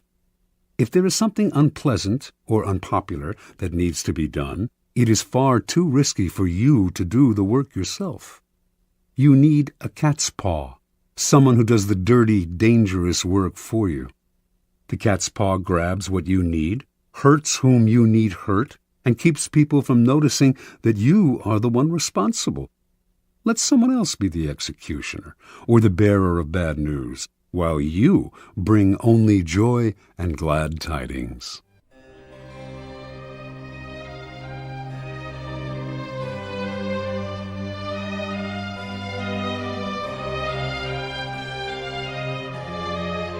Observance of the law. In 59 BC, the future Queen Cleopatra of Egypt, then 10 years old, witnessed the overthrow and banishment of her father, Ptolemy XII, at the hand of his eldest daughters, her own sisters. One of the daughters, Berenice, emerged as the leader of the rebellion, and to ensure that she would now rule Egypt alone, she imprisoned her other sisters and murdered her own husband. This may have been necessary as a practical step to secure her rule, but that a member of the royal family, a queen no less, would so overtly exact such violence on her own family, horrified her subjects and stirred up powerful opposition. 4 years later, this opposition was able to return Ptolemy to power, and he promptly had Berenice and the other elder sisters beheaded. In 51 BC, Ptolemy died, leaving 4 remaining children as heirs. As was the tradition in Egypt, the eldest son, Ptolemy XIII, only 10 at the time, married the elder sister, Cleopatra, now 18, and the couple took the throne together as king and queen. None of the 4 children felt satisfied with this. Everyone, including Cleopatra, wanted more power. A struggle emerged between Cleopatra and Ptolemy, each trying to push the other to the side. In 48 BC, with the help of a government faction that feared Cleopatra's ambitions, Ptolemy was able to force his sister to flee the country, leaving himself as sole ruler. In exile, Cleopatra schemed. She wanted to rule alone and to restore Egypt to its past glory, a goal she felt none of her other siblings could achieve, yet as long as they were alive, she could not realize her dream. And the example of Berenice had made it clear that no one would serve a queen who was seen murdering her own kind. Even Ptolemy XIII had not dared murder Cleopatra, although he knew she would plot against him from abroad. Within a year after Cleopatra's banishment, the Roman dictator Julius Caesar arrived in Egypt, determined to make the country a Roman colony. Cleopatra saw her chance. Re-entering Egypt in disguise, she traveled hundreds of miles to reach Caesar in Alexandria. Legend has it that she had herself smuggled into his presence, rolled up inside a carpet, which was gracefully unfurled at his feet, revealing the young queen. Cleopatra immediately went to work on the Roman.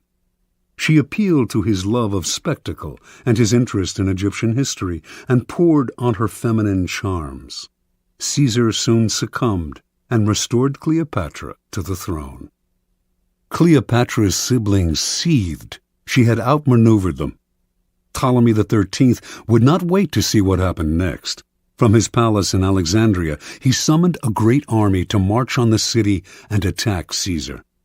In response, Caesar immediately put Ptolemy and the rest of the family under house arrest.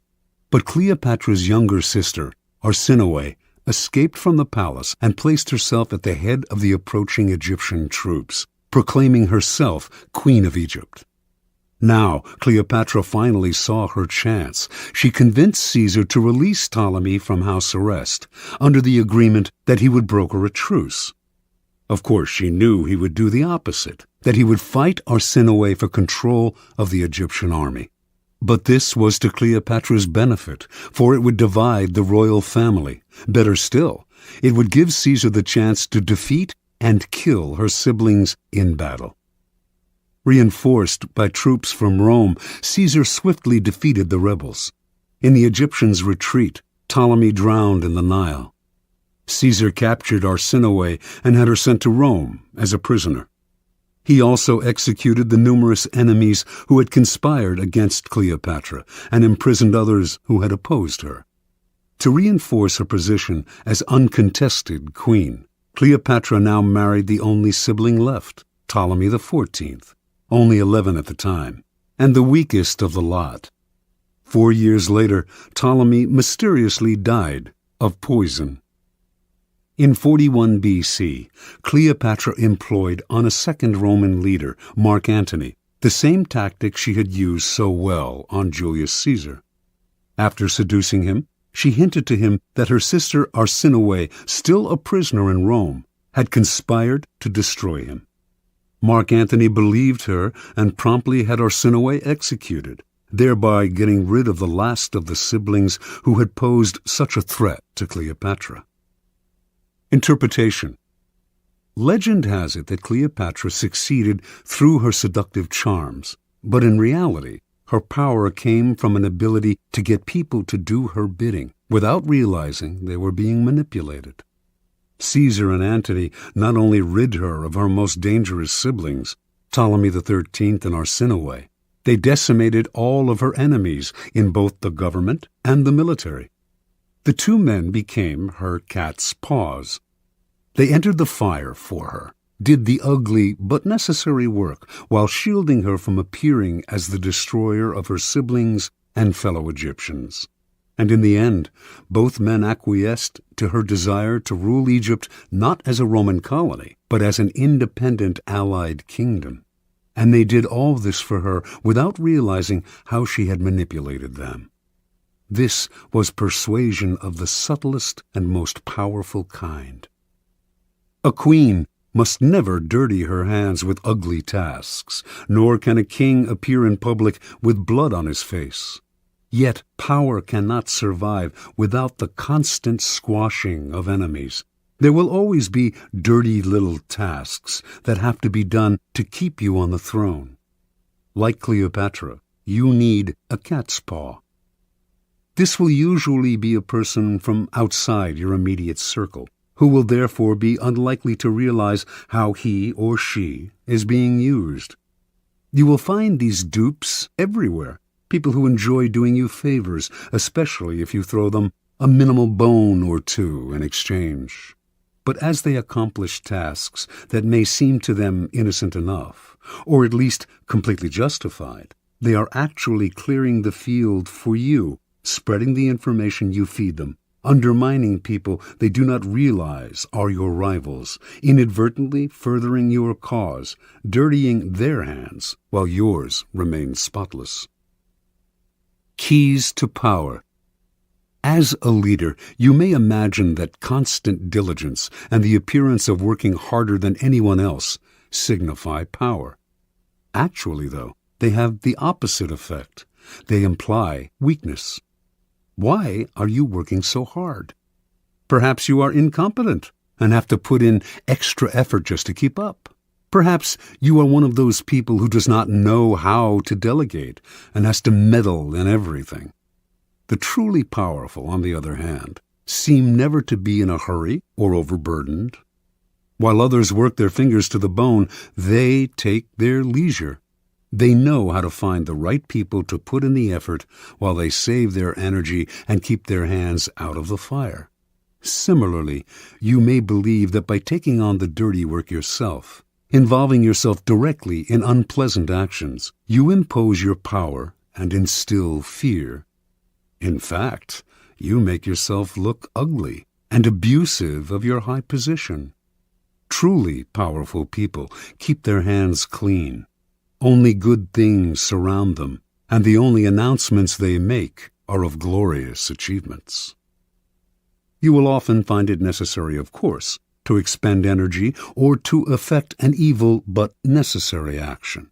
But you must never appear to be this action's agent. Find a cat's paw. Develop the arts of finding, using, and, in time, getting rid of these people when their cat's paw role has been fulfilled. The easiest and most effective way to use a cat's paw is often to plant information with him that he will then spread to your primary target. False or planted information is a powerful tool, especially if spread by a dupe whom no one suspects. You will find it very easy to play innocent and disguise yourself as the source. Law 27. Play on people's need to believe to create a cult-like following. Judgment. People have an overwhelming desire to believe in something. Become the focal point of such desire by offering them a cause, a new faith to follow. Keep your words vague but full of promise. Emphasize enthusiasm over rationality and clear thinking. Give your new disciples rituals to perform.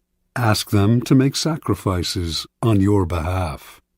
In the absence of organized religion and grand causes, your new belief system will bring you untold power. The Science of Charlatanism, or How to Create a Cult in 5 Easy Steps. In searching, as you must, for the methods that will gain you the most power for the least effort, You will find the creation of a cult-like following one of the most effective. Having a large following opens up all sorts of possibilities for deception. Not only will your followers worship you, they will defend you from your enemies and will voluntarily take on the work of enticing others to join your fledgling cult. This kind of power will lift you to another realm. You will no longer have to struggle or use subterfuge to enforce your will. You are adored and can do no wrong. You might think it's a gargantuan task to create such a following, but in fact it is fairly simple. As humans, we have a desperate need to believe in something, anything. This makes us eminently gullible. We simply cannot endure long periods of doubt or of the emptiness that comes from a lack of something to believe in. Dangle in front of us some new cause, elixir, get-rich-quick scheme, or the latest technological trend or art movement, and we leap from the water as one to take the bait. Look at history, the chronicles of the new trends and cults that have made a mass following for themselves could fill a library. After a few centuries, a few decades, a few years, a few months, they generally look ridiculous, but at the time they seem so attractive, so transcendental, so divine. Always in a rush to believe in something, we will manufacture saints and faiths out of nothing. Do not let this gullibility go to waste. Make yourself the object of worship. Make people form a cult around you. The great European charlatans of the 16th and 17th centuries mastered the art of cult-making. They lived, as we do now, in a time of transformation. Organized religion was on the wane, science on the rise. People were desperate to rally around a new cause or faith. The charlatans had begun by peddling health elixirs and alchemic shortcuts to wealth. Moving quickly from town to town, they originally focused on small groups until, by accident, they stumbled on a truth of human nature. The larger the group they gathered around themselves, the easier it was to deceive. The charlatan would station himself on a high wooden platform, hence the term mountebank, and crowds would swarm around him. In a group setting, people were more emotional, less able to reason. Had the charlatan spoken to them individually, they might have found him ridiculous, but lost in a crowd, they got caught up in a communal mood of rapt attention. It became impossible for them to find the distance, to be skeptical. Any deficiencies in the charlatan's ideas were hidden by the zeal of the mass. Passion and enthusiasm swept through the crowd like a contagion, and they reacted violently to anyone who dared to spread a seed of doubt. Both consciously studying this dynamic over decades of experiment and spontaneously adapting to these situations as they happened, the charlatans perfected the science of attracting and holding a crowd, molding the crowd into followers and the followers into a cult. The gimmicks of the charlatans may seem quaint today, but there are thousands of charlatans among us still, using the same tried and true methods their predecessors refined centuries ago, only changing the names of their elixirs and modernizing the look of their cults. We find these latter-day charlatans in all arenas of life: business, fashion, politics, art. Many of them, perhaps, are following in the charlatan tradition without having any knowledge of its history. But you can be more systematic and deliberate. Simply follow the 5 steps of cult-making that our charlatan ancestors perfected over the years. Step 1. Keep it vague. Keep it simple. To create a cult, you must first attract attention. This you should do not through actions, which are too clear and readable, but through words, which are hazy and deceptive. Your initial speeches, conversations, and interviews must include 2 elements.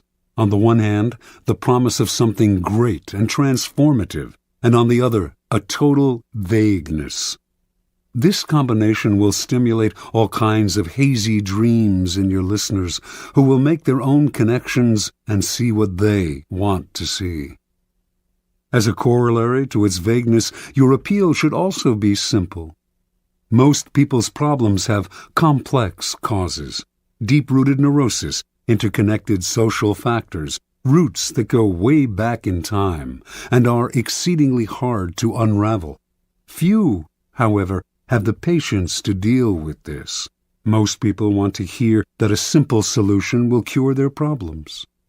The ability to offer this kind of solution will give you great power and build you a following. Step 2.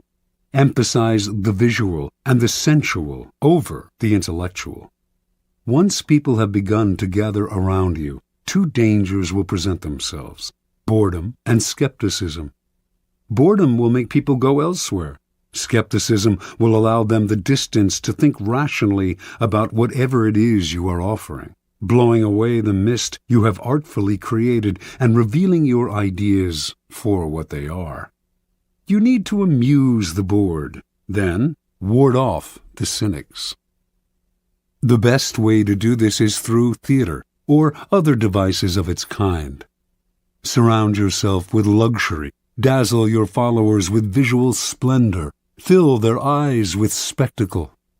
Not only will this keep them from seeing the ridiculousness of your ideas, the holes in your belief system, it will also attract more attention, more followers. Appeal to all the senses. Use incense for scent, soothing music for hearing, colorful charts and graphs for the eye. You might even tickle the mind, perhaps by using new technological gadgets to give your cult a pseudo-scientific veneer, as long as you do not make anyone really think. Use the exotic, distant cultures' strange customs to create theatrical effects, and to make the most banal and ordinary affairs seem signs of something extraordinary. Step 3. Borrow the forms of organized religion to structure the group. Your cult-like following is growing. It is time to organize it. Find a way, both elevating and comforting. Organized religions have long held unquestioned authority for large numbers of people, and continue to do so in our supposedly secular age. And even if the religion itself has faded some, its forms will resonate with power. The lofty and holy associations of organized religion can be endlessly exploited. Create rituals for your followers.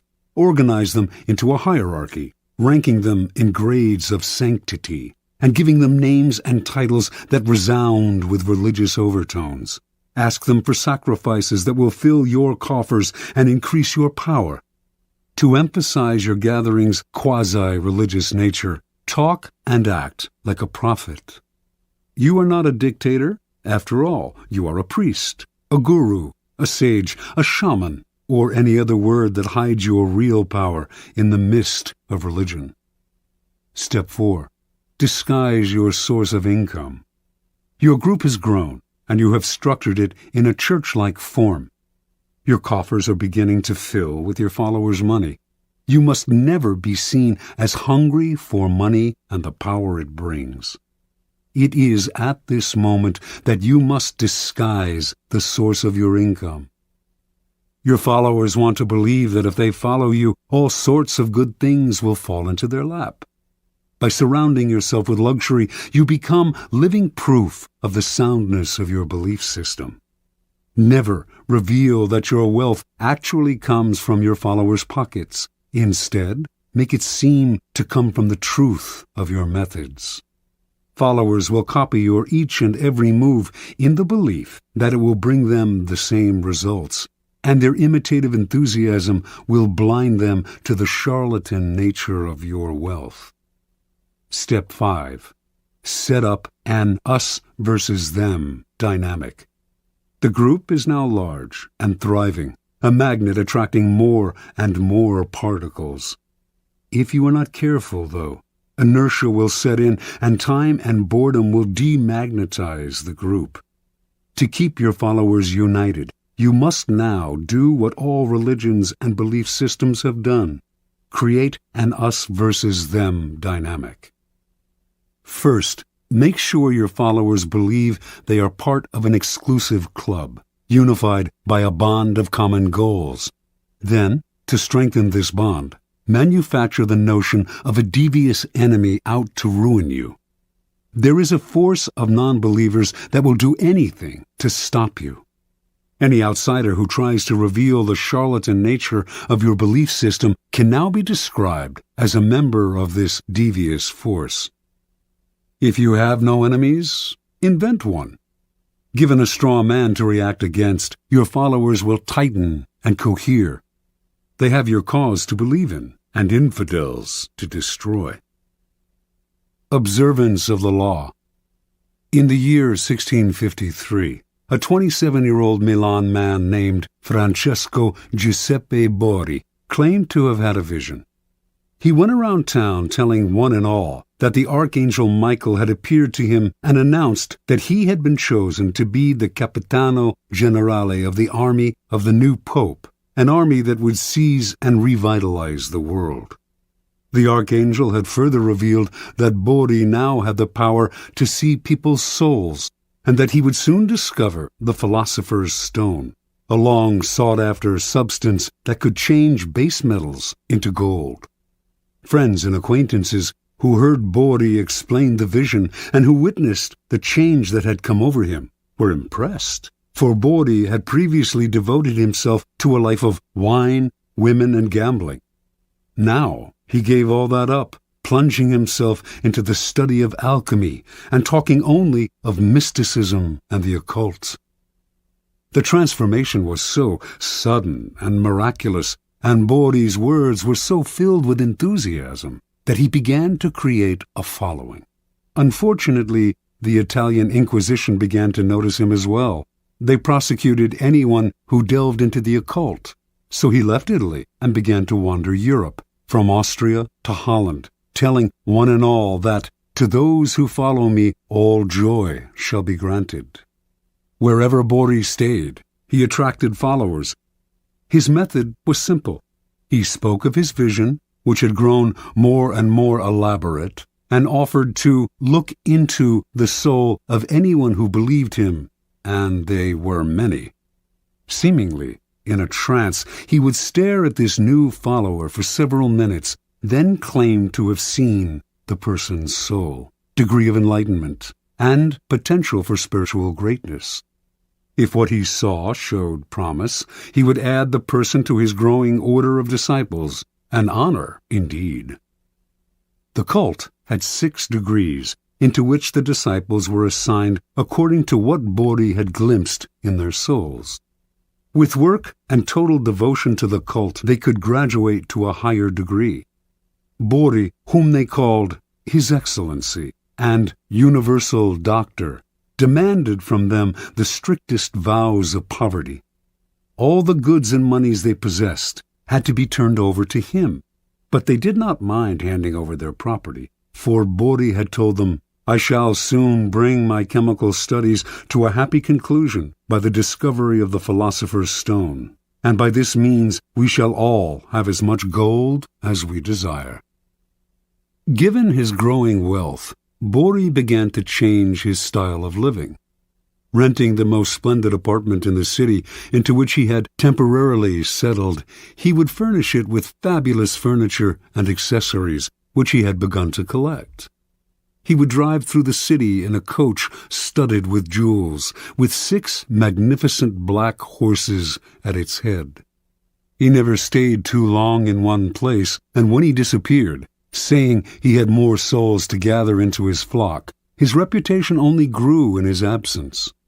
He became famous, although, in fact, he had never done a single concrete thing.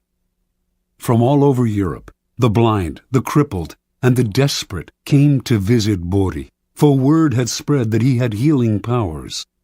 He asked no fee for his services, which only made him seem more marvelous, and indeed some claimed that in this or that city he had performed a miracle cure. By only hinting at his accomplishments, he encouraged people's imaginations to blow them up to fantastic proportions. His wealth, for example, actually came from the vast sums he was collecting from his increasingly select group of rich disciples. Yet it was presumed that he had, in fact, perfected the philosopher's stone. The church continued to pursue him, denouncing him for heresy and witchcraft, and Bodhi's response to these charges was a dignified silence. This only enhanced his reputation and made his followers more passionate. Only the great are persecuted, after all. How many understood Jesus Christ in his own time? Bodhi did not have to say a word. His followers now called the Pope the Antichrist.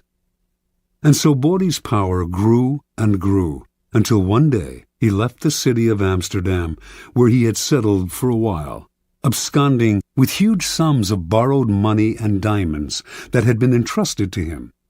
He claimed to be able to remove the flaws from diamonds through the power of his gifted mind. Now he was on the run. The Inquisition eventually caught up with him, and for the last 20 years of his life he was imprisoned in Rome. But so great was the belief in his occult powers that to his dying day he was visited by wealthy believers, including Queen Christina of Sweden.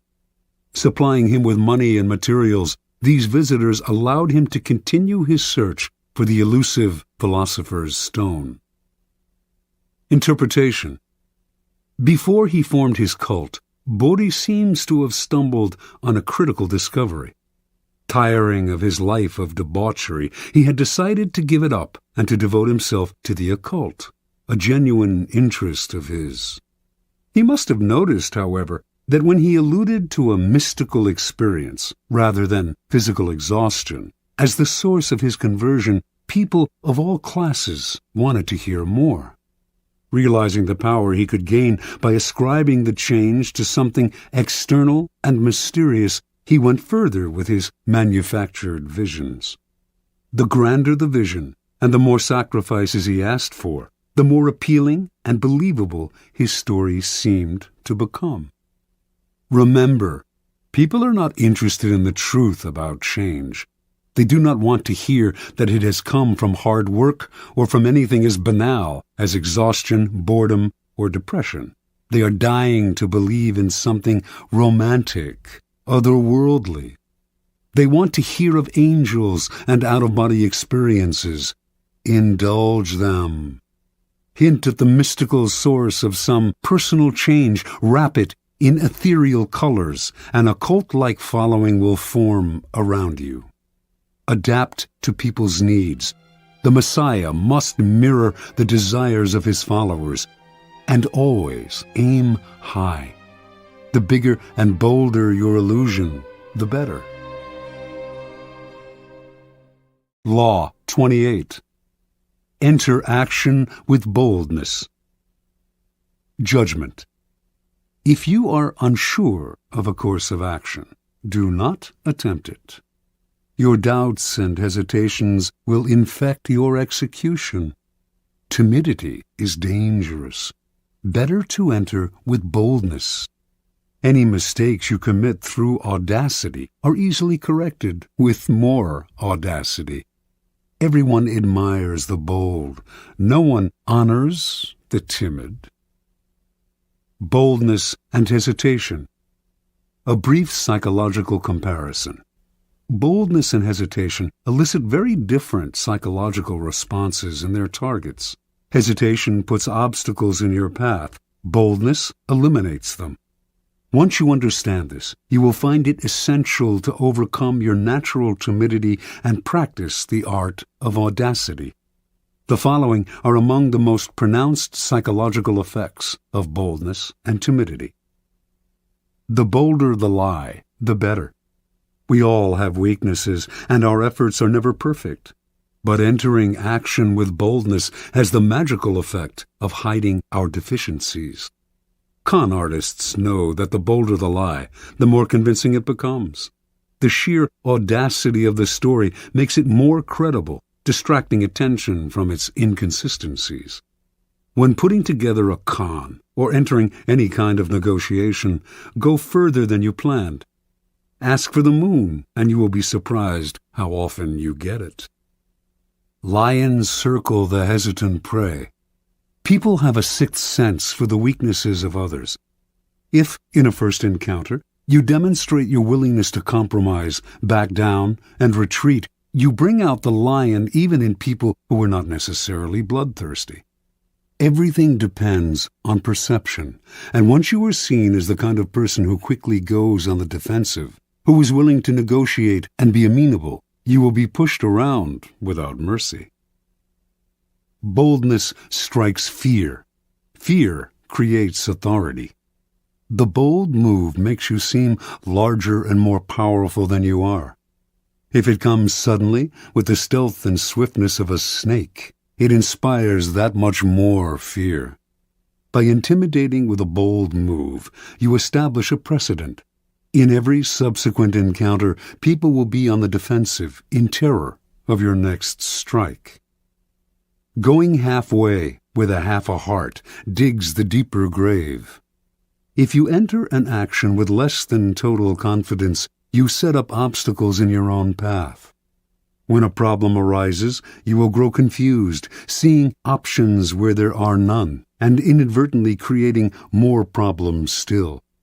Retreating from the hunter, the timid hare scurries more easily into his snares. Hesitation creates gaps. Boldness obliterates them. When you take time to think, to hem and haw, you create a gap that allows others time to think as well. Your timidity infects people with awkward energy, elicits embarrassment. Doubt springs up on all sides.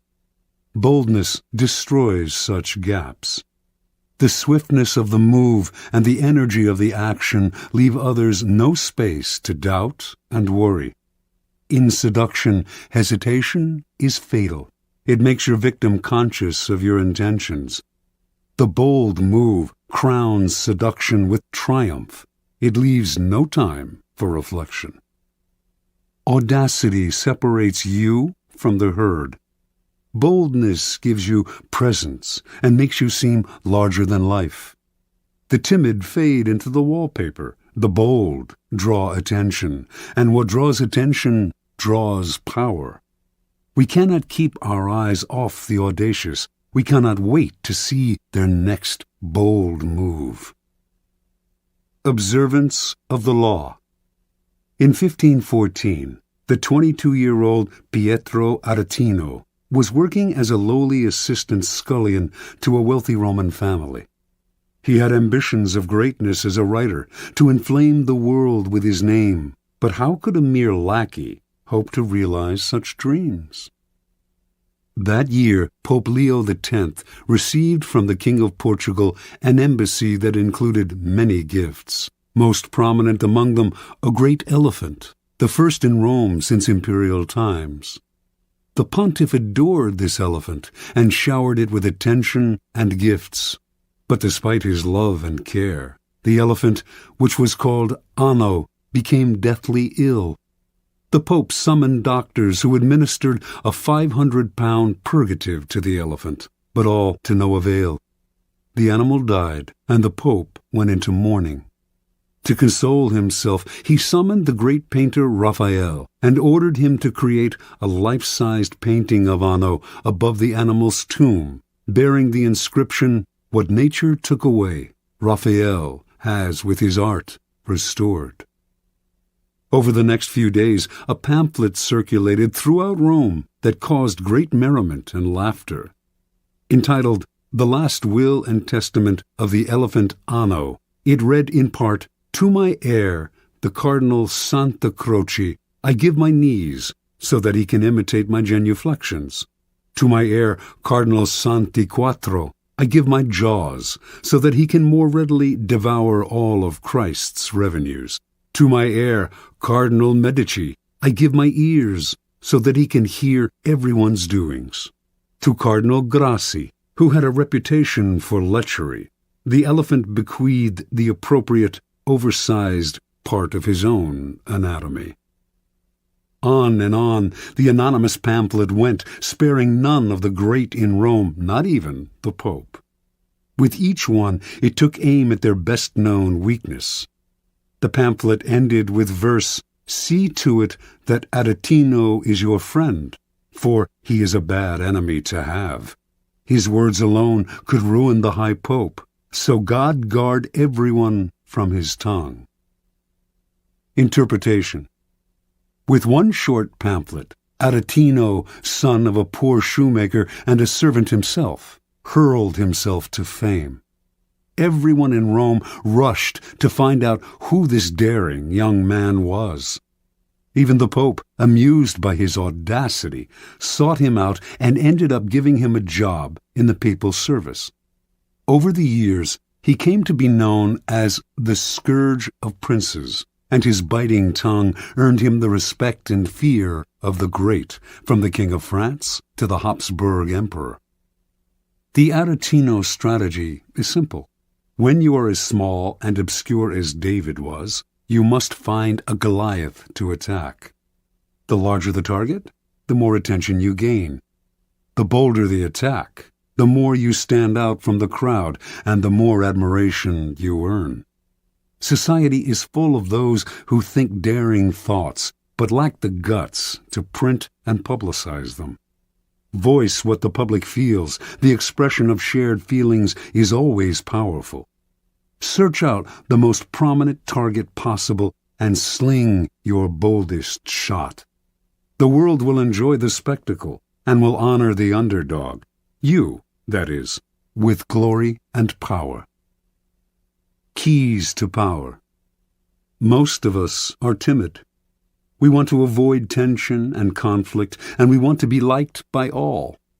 We may contemplate a bold action, but we rarely bring it to life. We are terrified of the consequences, of what others might think of us, of the hostility we will stir up if we dare go beyond our usual place. Although we may disguise our timidity as a concern for others, a desire not to hurt or offend them, in fact, it is the opposite. We are really self-absorbed, worried about ourselves and how others perceive us.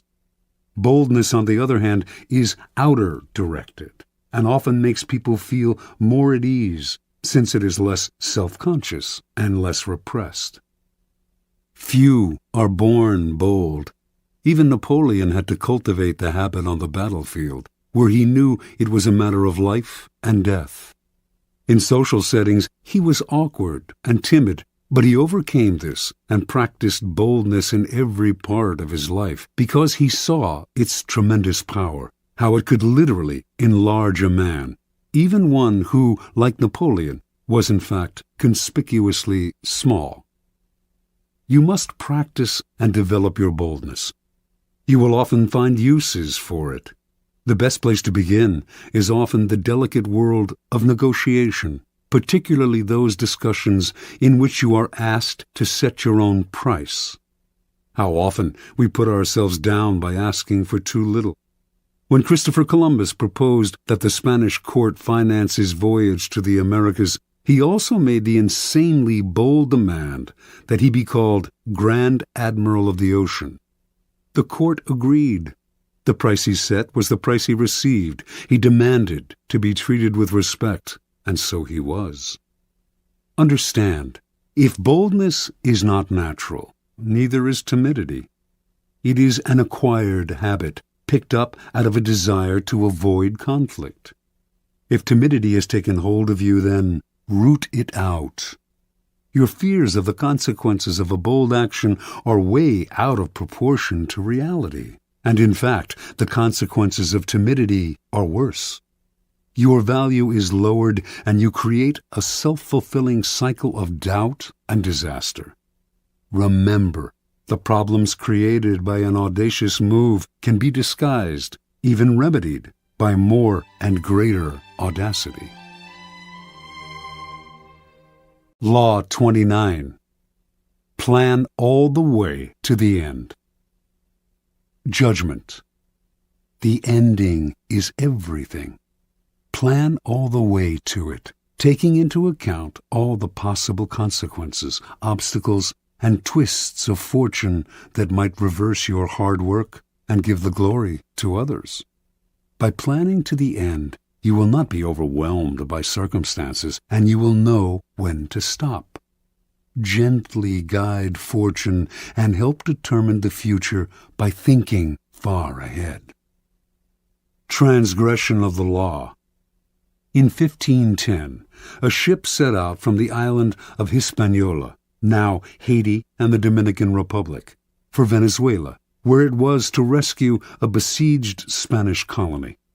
Several miles out of port, a stowaway climbed out of a provision chest.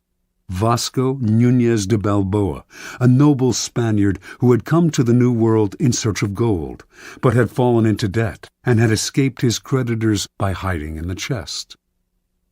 Balboa had been obsessed with gold ever since Columbus had returned to Spain from his voyages with tales of a fabulous but as yet undiscovered kingdom called El Dorado. Balboa was one of the first adventurers to come in search of Columbus's land of gold, and he had decided from the beginning that he would be the one to find it, through sheer audacity and single-mindedness. Now that he was free of his creditors, nothing would stop him.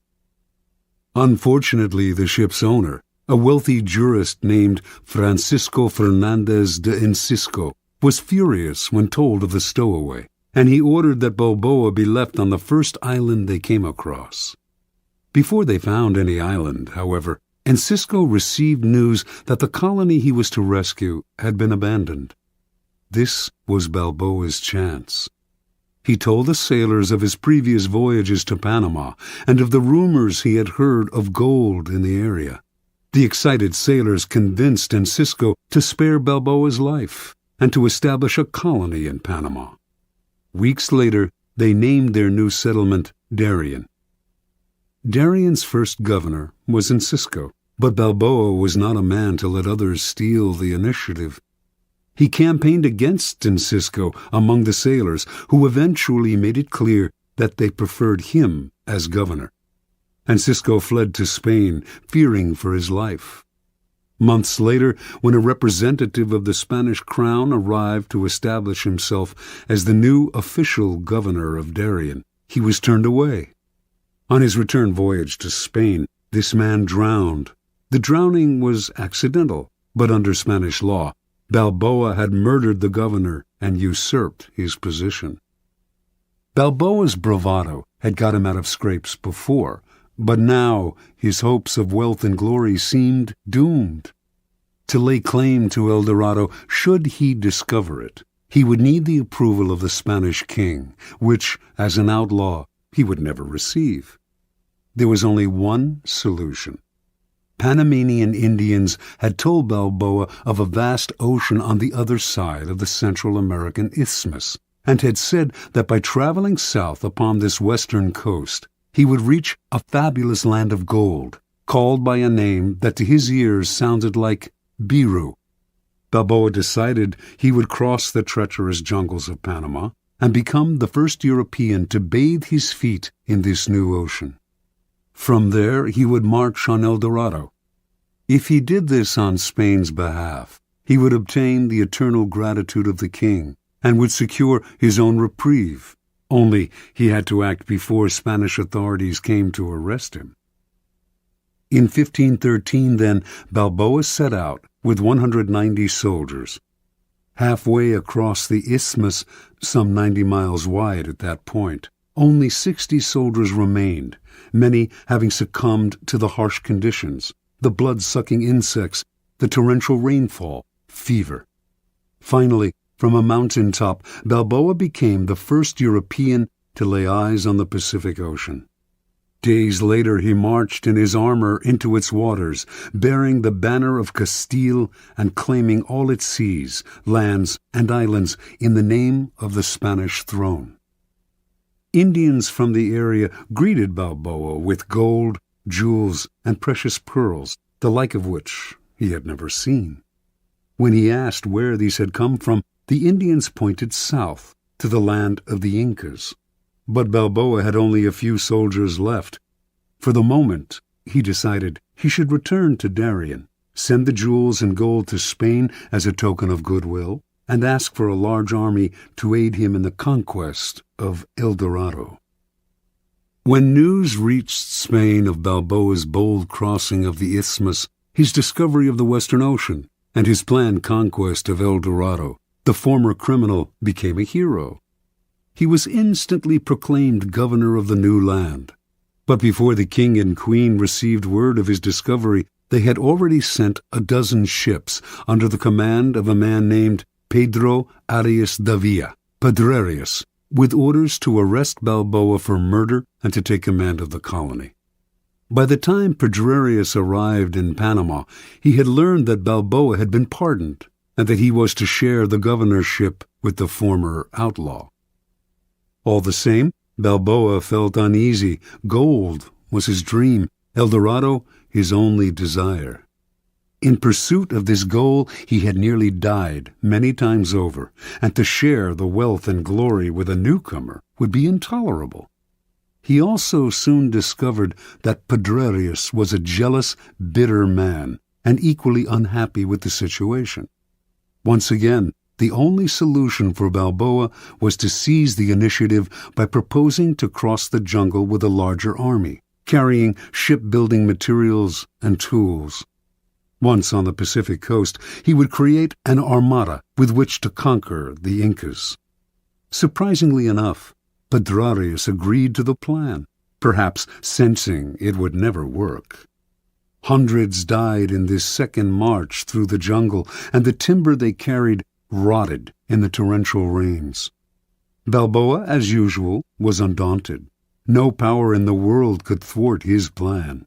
And on arriving at the Pacific, he began to cut down trees for new lumber. But the men remaining to him were too few and too weak to mount an invasion, and once again Balboa had to return to Darien. Pedrerius had, in any case, invited Balboa back to discuss a new plan, and on the outskirts of the settlement, the explorer was met by Francisco Pizarro, an old friend who had accompanied him on his first crossing of the isthmus. But this was a trap. Leading 100 soldiers, Pizarro surrounded his former friend, arrested him, and returned him to Pedrerius, who tried him on charges of rebellion. A few days later, Balboa's head fell into a basket, along with those of his most trusted followers. Years later, Pizarro himself reached Peru, and Balboa's deeds were forgotten. Interpretation. Most men are ruled by the heart, not the head. Their plans are vague, and when they meet obstacles, they improvise. But improvisation will only bring you as far as the next crisis and is never a substitute for thinking several steps ahead and planning to the end. Balboa had a dream of glory and wealth and a vague plan to reach it. Yet his bold deeds and his discovery of the Pacific are largely forgotten, for he committed what in the world of power is the ultimate sin. He went part way, leaving the door open for others to take over. A real man of power would have had the prudence to see the dangers in the distance, the rivals who would want to share in the conquests, the vultures that would hover once they heard the word gold. Balboa should have kept his knowledge of the Incas secret until after he had conquered Peru. Only then would his wealth and his head have been secure. Once Pedrerius arrived on the scene, a man of power and prudence would have schemed to kill or imprison him, and to take over the army he had brought for the conquest of Peru. But Balboa was locked in the moment, always reacting emotionally, never thinking ahead. What good is it to have the greatest dream in the world if others reap the benefits and the glory? Never lose your head over a vague, open-ended dream. Plan to the end. Keys to power. Most people believe that they are, in fact, aware of the future, that they are planning and thinking ahead. They are usually deluded. What they are really doing is succumbing to their desires, to what they want the future to be. Their plans are vague, based on their imaginations rather than their reality. They may believe they are thinking all the way to the end, but they are really only focusing on the happy ending and deluding themselves by the strength of their desire. The ending is everything. It is the end of the action that determines who gets the glory, the money, the prize. Your conclusion must be crystal clear, and you must keep it constantly in mind. You must also figure out how to ward off the vultures circling overhead, trying to live off the carcass of your creation. And you must anticipate the many possible crises that will tempt you to improvise. When you see several steps ahead and plan your moves all the way to the end, you will no longer be tempted by emotion or by the desire to improvise. Your clarity will rid you of the anxiety and vagueness that are the primary reasons why so many fail to conclude their actions successfully. You see the ending, and you tolerate no deviation. Law 30. Make your accomplishments seem effortless. Judgment. Your actions must seem natural and executed with ease. All the toil and practice that go into them, and also all the clever tricks, must be concealed. When you act effortlessly, as if you could do much more. Avoid the temptation of revealing how hard you work. It only raises questions. Teach no one your tricks, or they will be used against you. Observance of the law. The great escape artist Harry Houdini once advertised his act as the impossible possible, and indeed those who witnessed his dramatic escapes felt that what he did on stage contradicted common-sense ideas of human capacity. Over the years, Houdini escaped from the chained carcass of an embalmed sea monster, a half-octopus, half-whale-like beast that had beached near Boston. He had himself sealed inside an enormous envelope from which he emerged without breaking the paper.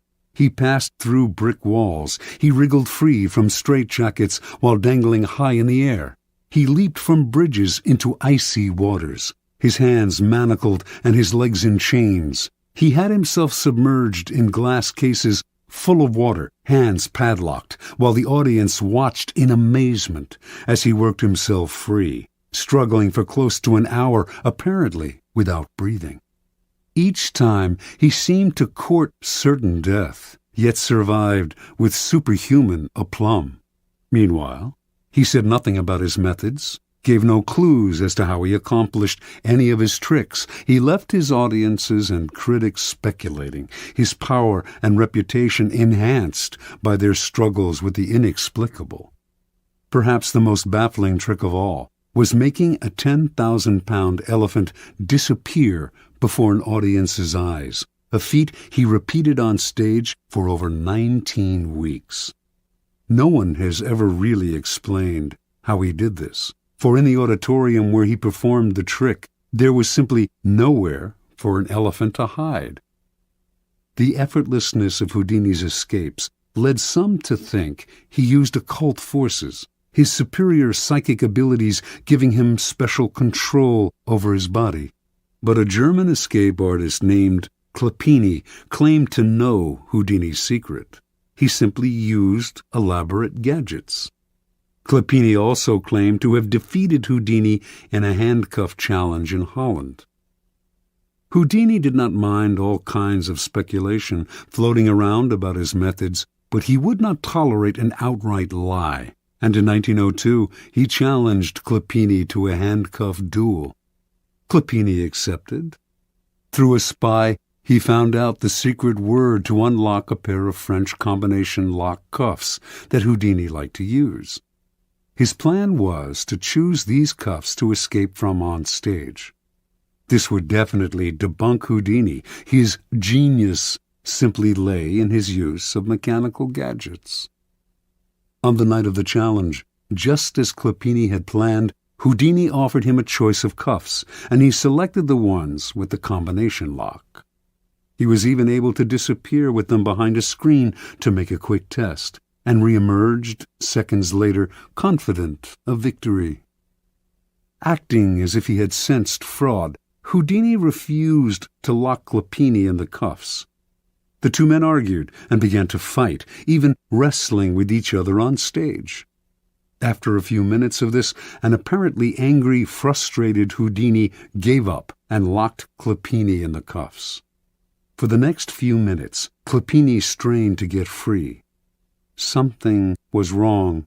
Minutes earlier he had opened the cuffs behind the screen. Now the same code no longer worked. He sweated, racking his brain. Hours went by, the audience left, and finally an exhausted and humiliated Clopini gave up and asked to be released. The cuffs that Clopini himself had opened behind the screen with the word CLEFS, French for keys, now clicked open only with the word FRAUD. Clopini never figured out how Houdini had accomplished this uncanny feat. Interpretation. Although we do not know for certain how Houdini accomplished many of his most ingenious escapes, one thing is clear.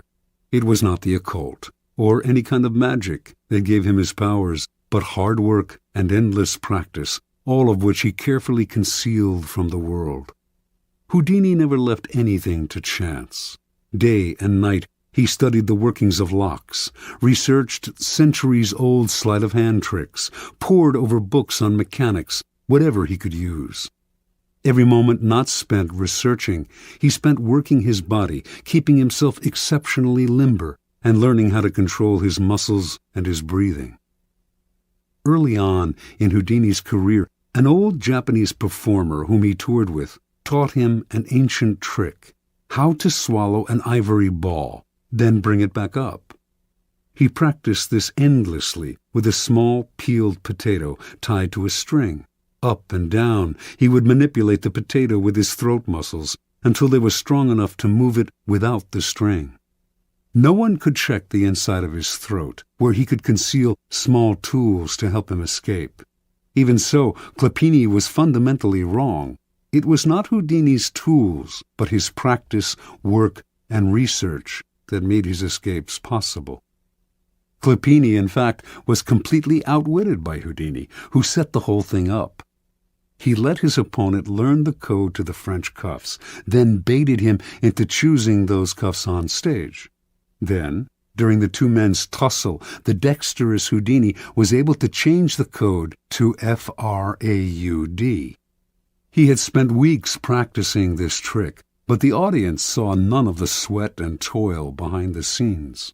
Nor was Houdini ever nervous. He induced nervousness in others. He deliberately dragged out the time it would take to escape as a way of heightening the drama and making the audience squirm. His escapes from death, always graceful and easy, made him look like a Superman.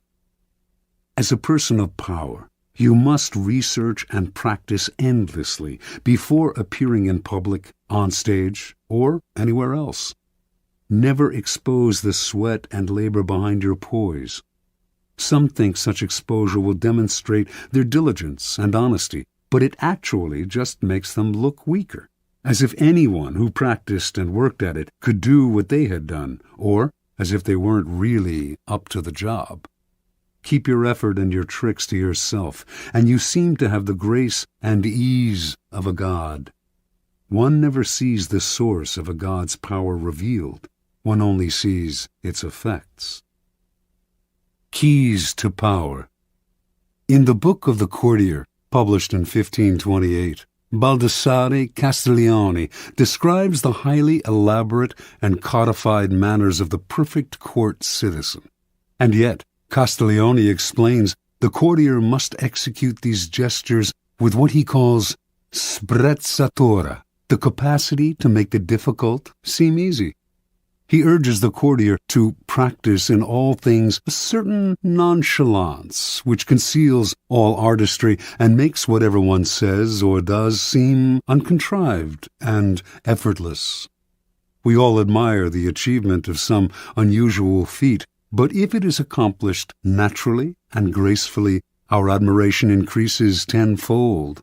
Whereas to labor at what one is doing and to make bones over it shows an extreme lack of grace and causes everything, whatever it's worth, to be discounted. The idea of sprezzatura is relevant to all forms of power, for power depends vitally on appearances and the illusions you create. Your public actions are like artworks. They must have visual appeal, must create anticipation, even entertain. When you reveal the inner workings of your creation, you become just one more mortal among others. What is understandable is not awe-inspiring. We tell ourselves we could do as well if we had the money and time. Avoid the temptation of showing how clever you are. It is far more clever to conceal the mechanisms of your cleverness. There is another reason for concealing your shortcuts and tricks. When you let this information out, you give people ideas they can use against you. You lose the advantages of keeping silent. We tend to want the world to know what we have done. We want our vanity gratified by having our hard work and cleverness applauded. And we may even want sympathy for the hours it has taken to reach our point of artistry. Learn to control this propensity to blab, for its effect is often the opposite of what you expected. Remember, the more mystery surrounds your actions, the more awesome your power seems. You appear to be the only one who can do what you do, and the appearance of having an exclusive gift is immensely powerful. Finally, because you achieve your accomplishments with grace and ease, people believe that you could always do more if you tried harder. This elicits not only admiration, but a touch of fear. Your powers are untapped. No one can fathom their limits. Law 31. Control the options. Get others to play with the cards you deal. Judgment. The best deceptions are the ones that seem to give the other person a choice. Your victims feel they are in control, but are actually your puppets. Give people options that come out in your favor, whichever one they choose. Force them to make choices between the lesser of two evils, both of which serve your purpose. Put them on the horns of a dilemma. They are gored wherever they turn. Observance of the law. From early in his reign, Ivan IV, later known as Ivan the Terrible, had to confront an unpleasant reality. The country desperately needed reform, but he lacked the power to push it through. The greatest limit to his authority came from the boyars, the Russian princely class that dominated the country and terrorized the peasantry. In 1553, at the age of 23, Ivan fell ill. Lying in bed, nearing death, he asked the boyars to swear allegiance to his son as the new Tsar. Some hesitated, some even refused. Then and there, Ivan saw he had no power over the boyars. He recovered from his illness, but he never forgot the lesson. The boyars were out to destroy him, and indeed, in the years to come, many of the most powerful of them defected to Russia's main enemies, Poland and Lithuania, where they plotted their return and the overthrow of the Tsar. Even one of Ivan's closest friends, Prince Andrei Kurbsky, suddenly turned against him, defecting to Lithuania in 1564 and becoming the strongest of Ivan's enemies. When Kurbsky began raising troops for an invasion, the royal dynasty seemed suddenly more precarious than ever. With émigré nobles fomenting invasion from the west, Tartars bearing down from the east, and the boyars stirring up trouble within the country, Russia's vast size made it a nightmare to defend. In whatever direction Ivan struck, he would leave himself vulnerable on the other side. Only if he had absolute power could he deal with this many-headed hydra, and he had no such power. Ivan brooded until the morning of December 3rd, 1564, when the citizens of Moscow awoke to a strange sight. Hundreds of sleds filled the square before the Kremlin, loaded with the Tsar's treasures and with provisions for the entire court. They watched in disbelief as the Tsar and his court boarded the sleds and left town.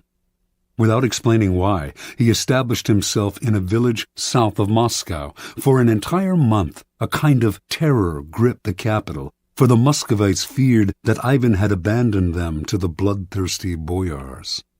Shops closed up, and riotous mobs gathered daily.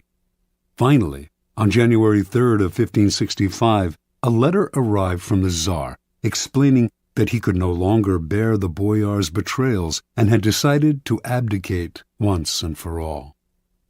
Read aloud in public, the letter had a startling effect.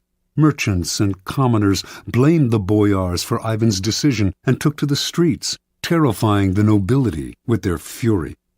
Soon a group of delegates representing the church, the princes, and the people made the journey to Ivan's village and begged the Tsar, in the name of the Holy Land of Russia, to return to the throne. Ivan listened, but would not change his mind. After days of hearing their pleas, however, he offered his subjects a choice. Either they grant him absolute powers to govern as he pleased, with no interference from the boyars, or they find a new leader. Faced with a choice between civil war and the acceptance of despotic power, almost every sector of Russian society opted for a strong Tsar, calling for Ivan's return to Moscow and the restoration of law and order. In February, with much celebration, Ivan returned to Moscow. The Russians could no longer complain if he behaved dictatorially. They had given him this power themselves. Interpretation. Withdrawal and disappearance are classic ways of controlling the options. You give people a sense of how things will fall apart without you, and you offer them a choice. I stay away, and you suffer the consequences, or I return under circumstances that I dictate. In this method of controlling people's options, they choose the option that gives you power because the alternative is just too unpleasant. You force their hand, but indirectly. They seem to have a choice. Whenever people feel they have a choice, they walk into your trap that much more easily. Keys to power. Words like freedom, options, and choice evoke a power of possibility far beyond the reality of the benefits they entail. When examined closely, the choices we have in the marketplace, in elections, in our jobs, tend to have noticeable limitations. They are often a matter of a choice simply between A and B, with the rest of the alphabet out of the picture. Yet, as long as the faintest mirage of choice flickers on, we rarely focus on the missing options. We choose to believe that the game is fair and that we have our freedom. We prefer not to think too much about the depth of our liberty to choose. This supplies the clever and cunning with enormous opportunities for deception. For people who are choosing between alternatives find it hard to believe they are being manipulated or deceived. They cannot see that you are allowing them a small amount of free will in exchange for a much more powerful imposition of your own will. Setting up a narrow range of choices, then, should always be a part of your deceptions. There is a saying, if you can get the bird to walk into the cage on its own, it will sing that much more prettily. The following are among the most common forms of controlling the options. Color the choices. This was a favored technique of Henry Kissinger. As President Nixon's Secretary of State, Kissinger considered himself better informed than his boss and believed that in most situations he could make the best decision on his own. But if he tried to determine policy, he would offend, or perhaps enrage, a notoriously insecure man. So Kissinger would propose 3 or 4 choices of action for each situation and would present them in such a way that the one he preferred always seemed the best solution compared to the others. Time after time, Nixon fell for the bait, never suspecting that he was moving where Kissinger pushed him. This is an excellent device to use on the insecure master. Force the resistor. This is a good technique to use on children and other willful people who enjoy doing the opposite of what you ask them to. Push them to choose what you want them to do by appearing to advocate the opposite. Alter the playing field. In the 1860s, John D. Rockefeller set out to create an oil monopoly. If he tried to buy up the smaller oil companies, they would figure out what he was doing and fight back. Instead, he began secretly buying up the railway companies that transported the oil. When he then attempted to take over a particular company and met with resistance, he reminded them of their dependence on the rails. Refusing them shipping or simply raising their fees could ruin their business. Rockefeller altered the playing field so that the only options the small oil producers had were the ones he gave them. In this tactic, your opponents know their hand is being forced, but it doesn't matter. The technique is effective against those who resist at all costs. The shrinking options. The late 19th century art dealer Ambrose Vollard perfected this technique. Customers would come to Vollard's shop to see some Cézannes. He would show 3 paintings, neglect to mention a price, and pretend to doze off. The visitors would have to leave without deciding. They would usually come back the next day to see the paintings again, but this time Vollard would pull out less interesting works, pretending he thought they were the same ones. The baffled customers would look at the new offerings, leave to think them over, and return yet again. Once again, the same thing would happen. Vollard would show paintings of lesser quality still. Finally, the buyers would realize they had better grab what he was showing them because tomorrow they would have to settle for something worse, perhaps at even higher prices. A variation on this technique is to raise the price every time the buyer hesitates and another day goes by.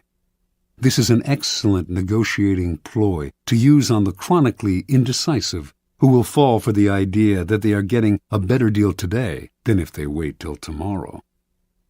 The weak man on the precipice. The weak are the easiest to maneuver by controlling their options. Cardinal de Retz, the great 17th century provocateur, served as an unofficial assistant to the Duke of Orleans, who was notoriously indecisive. It was a constant struggle to convince the Duke to take action. He would hem and haw, weigh the options, and wait until the last moment, giving everyone around him an ulcer. But Retz discovered a way to handle him. He would describe all sorts of dangers, exaggerating them as much as possible, until the Duke saw a yawning abyss in every direction except one, the one Retz was pushing him to take. This tactic is similar to color the choices, but with the weak, you have to be more aggressive. Work on their emotions, use fear and terror to propel them into action. Try reason, and they will always find a way to procrastinate. The horns of a dilemma. This idea was demonstrated by General William Sherman's infamous march through Georgia during the American Civil War. Although the Confederates knew what direction Sherman was heading in, they never knew if he would attack from the left or the right, for he divided his army into 2 wings, and if the rebels retreated from one wing, they found themselves facing the other. This is a classic trial lawyer's technique. The lawyer leads the witness to decide between 2 possible explanations of an event, both of which poke a hole in their story. They have to answer the lawyer's questions, but whatever they say, they hurt themselves. The key to this move is to strike quickly, deny the victim the time to think of an escape. As they wriggle between the horns of the dilemma, they dig their own grave. Understand, in your struggles with your rivals, it will often be necessary for you to hurt them. And if you are clearly the agent of their punishment, expect a counterattack. Expect revenge. If, however, they seem to themselves to be the agents of their own misfortune, they will submit quietly. When Ivan left Moscow for his rural village, the citizens asking him to return agreed to his demand for absolute power. Over the years to come, they resented him less for the terror he unleashed on the country, because, after all, they had granted him his power themselves. This is why it is always good to allow your victims their choice of poison and to cloak your involvement in providing it to them as far as possible.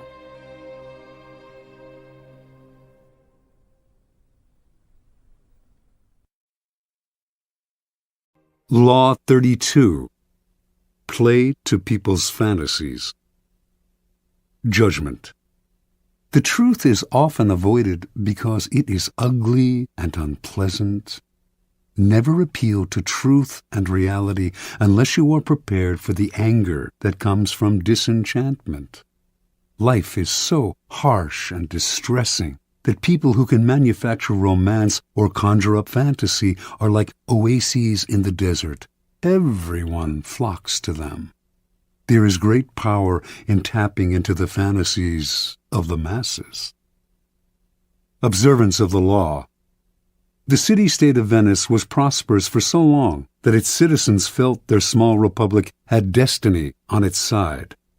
In the Middle Ages and High Renaissance, its virtual monopoly on trade to the East made it the wealthiest city in Europe.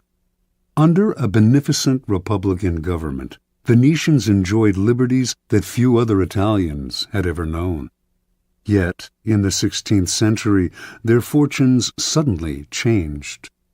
The opening of the New World transferred power to the Atlantic side of Europe, to the Spanish and Portuguese, and later the Dutch and English. Venice could not compete economically, and its empire gradually dwindled. The final blow was the devastating loss of a prized Mediterranean possession, the island of Cyprus, captured from Venice by the Turks in 1570. Now, noble families went broke in Venice, and banks began to fold. A kind of gloom and desperation settled over the citizens. They had known a glittering past, had either lived through it or heard stories about it from their elders. The closeness of the glory years was humiliating. The Venetians half believed that the goddess Fortune was only playing a joke on them, and that the old days would soon return. For the time being, though, what could they do? In 1589, rumors began to swirl around Venice of the arrival not far away of a mysterious man called Il Bragadino, a master of alchemy, a man who had won incredible wealth through his ability, it was said, to multiply gold through the use of a secret substance. The rumor spread quickly because a few years earlier, a Venetian nobleman passing through Poland had heard a learned man prophesy that Venice would recover her past glory and power if she could find a man who understood the alchemic art of manufacturing gold. And so, as word reached Venice of the gold this Bragadino possessed, he clinked gold coins continuously in his hands, and golden objects filled his palace. Some began to dream. Through him, their city would prosper again. Members of Venice's most important noble families accordingly went together to Brescia, where Bragadino lived. They toured his palace and watched in awe as he demonstrated his gold-making abilities, taking a pinch of seemingly worthless minerals and transforming it into several ounces of gold dust. The Venetian Senate prepared to debate the idea of extending an official invitation to Bragadino to stay in Venice at the city's expense, when word suddenly reached them that they were competing with the Duke of Mantua for his services. They heard of a magnificent party in Bragadino's palace for the Duke, featuring garments with golden buttons, gold watches, gold plates, and on and on. Worried they might lose Bragadino to Mantua, the Senate voted almost unanimously to invite him to Venice, promising him the mountain of money he would need to continue living in his luxurious style. but only if he came right away. Late that year, the mysterious Bragadino arrived in Venice. With his piercing dark eyes under thick brows, and the two enormous black mastiffs that accompanied him everywhere, he was forbidding and impressive.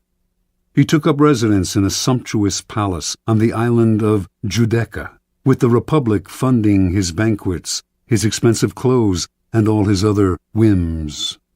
A kind of alchemy fever spread through Venice. On street corners, hawkers would sell coal, distilling apparatus, bellows, how-to books on the subject. Everyone began to practice alchemy, everyone except Bragadino. The alchemist seemed to be in no hurry to begin manufacturing the gold that would save Venice from ruin. Strangely enough, this only increased his popularity and following. People thronged from all over Europe, even Asia, to meet this remarkable man. Months went by, with gifts pouring in to Bragadino from all sides. Still, he gave no sign of the miracle that the Venetians confidently expected him to produce. Eventually, the citizens began to grow impatient, wondering if he would wait forever. At first the senators warned them not to hurry him. He was a capricious devil who needed to be cajoled.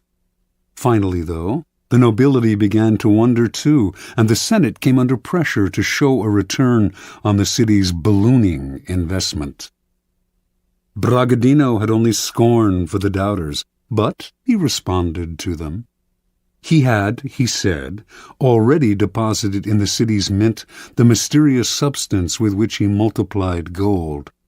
He could use this substance up all at once and produce double the gold, but the more slowly the process took place, the more it would yield. If left alone for 7 years, sealed in a casket, the substance would multiply the gold in the mint 30 times over. Most of the senators agreed to wait to reap the gold mine Bragadino promised. Others, however, were angry. 7 more years of this man living royally at the public trough? And many of the common citizens of Venice echoed these sentiments. Finally, the alchemist's enemies demanded he produce a proof of his skills, a substantial amount of gold, and soon. Lofty, apparently devoted to his art, Bragadino responded that Venice, in its impatience, had betrayed him, and would therefore lose his services. He left town, going first to nearby Padua, then, in 1590, to Munich, at the invitation of the Duke of Bavaria, who, like the entire city of Venice, had known great wealth but had fallen into bankruptcy through his own profligacy, and hoped to regain his fortune through the famous alchemist's services.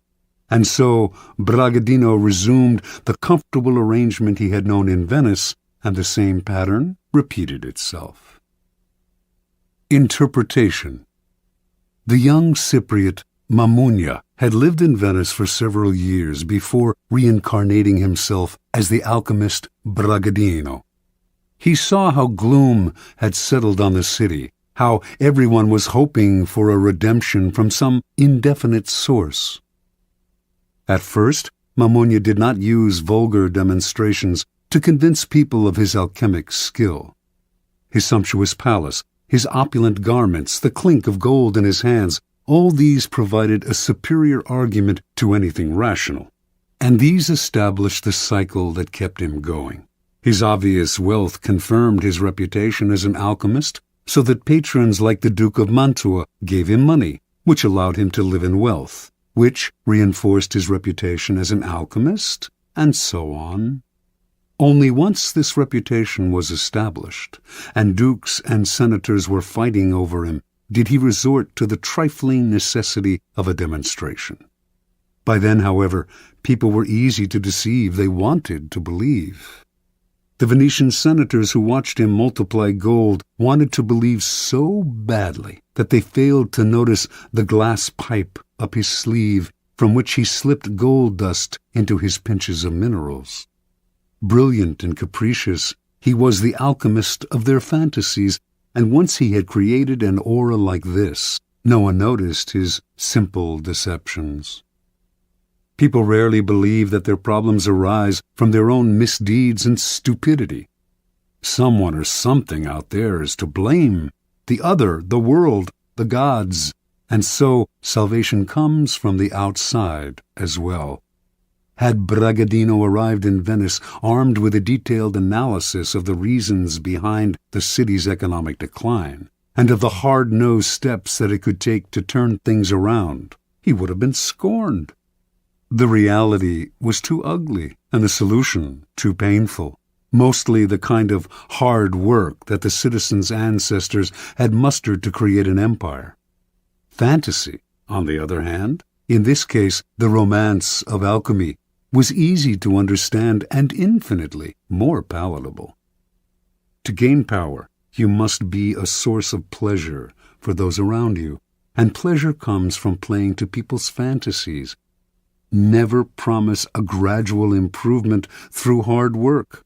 Rather, promise the moon, the great and sudden transformation, the pot of gold.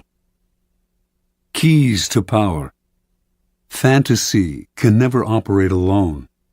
It requires the backdrop of the humdrum and the mundane. It is the oppressiveness of reality that allows fantasy to take root and bloom. In 16th century Venice, the reality was one of decline and loss of prestige. The corresponding fantasy described a sudden recovery of past glories through the miracle of alchemy. While the reality only got worse, the Venetians inhabited a happy dream world in which their city restored its fabulous wealth and power overnight, turning dust into gold. The person who can spin a fantasy out of an oppressive reality has access to untold power.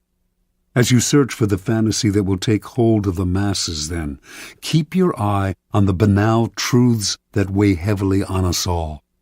Never be distracted by people's glamorous portraits of themselves and their lives. Search and dig for what really imprisons them. Once you find that, you have the magical key that will put great power in your hands.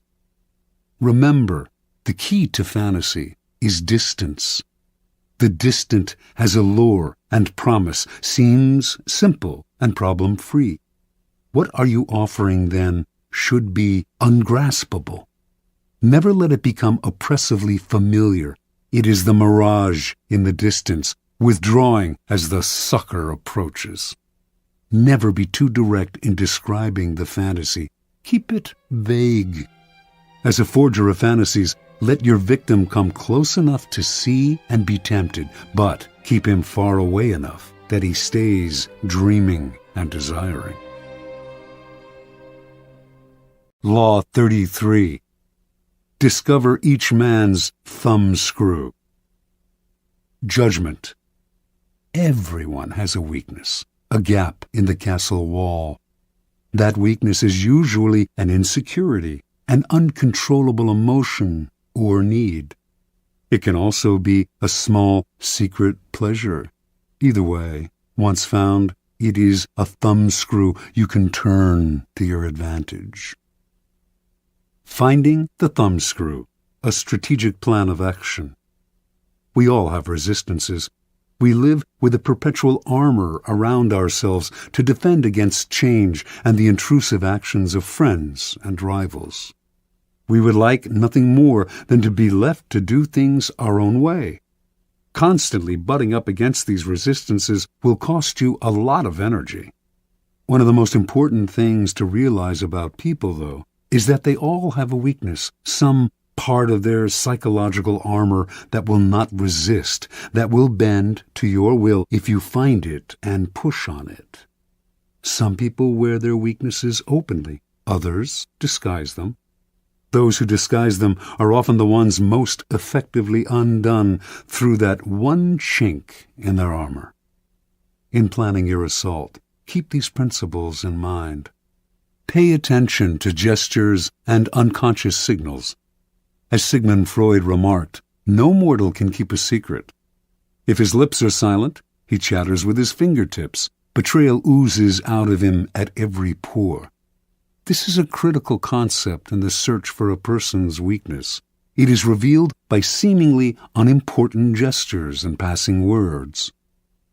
The key is not only what you look for, but where and how you look. Everyday conversation supplies the richest mine of weaknesses, so train yourself to listen. Start by always seeming interested. The appearance of a sympathetic ear will spur anyone to talk.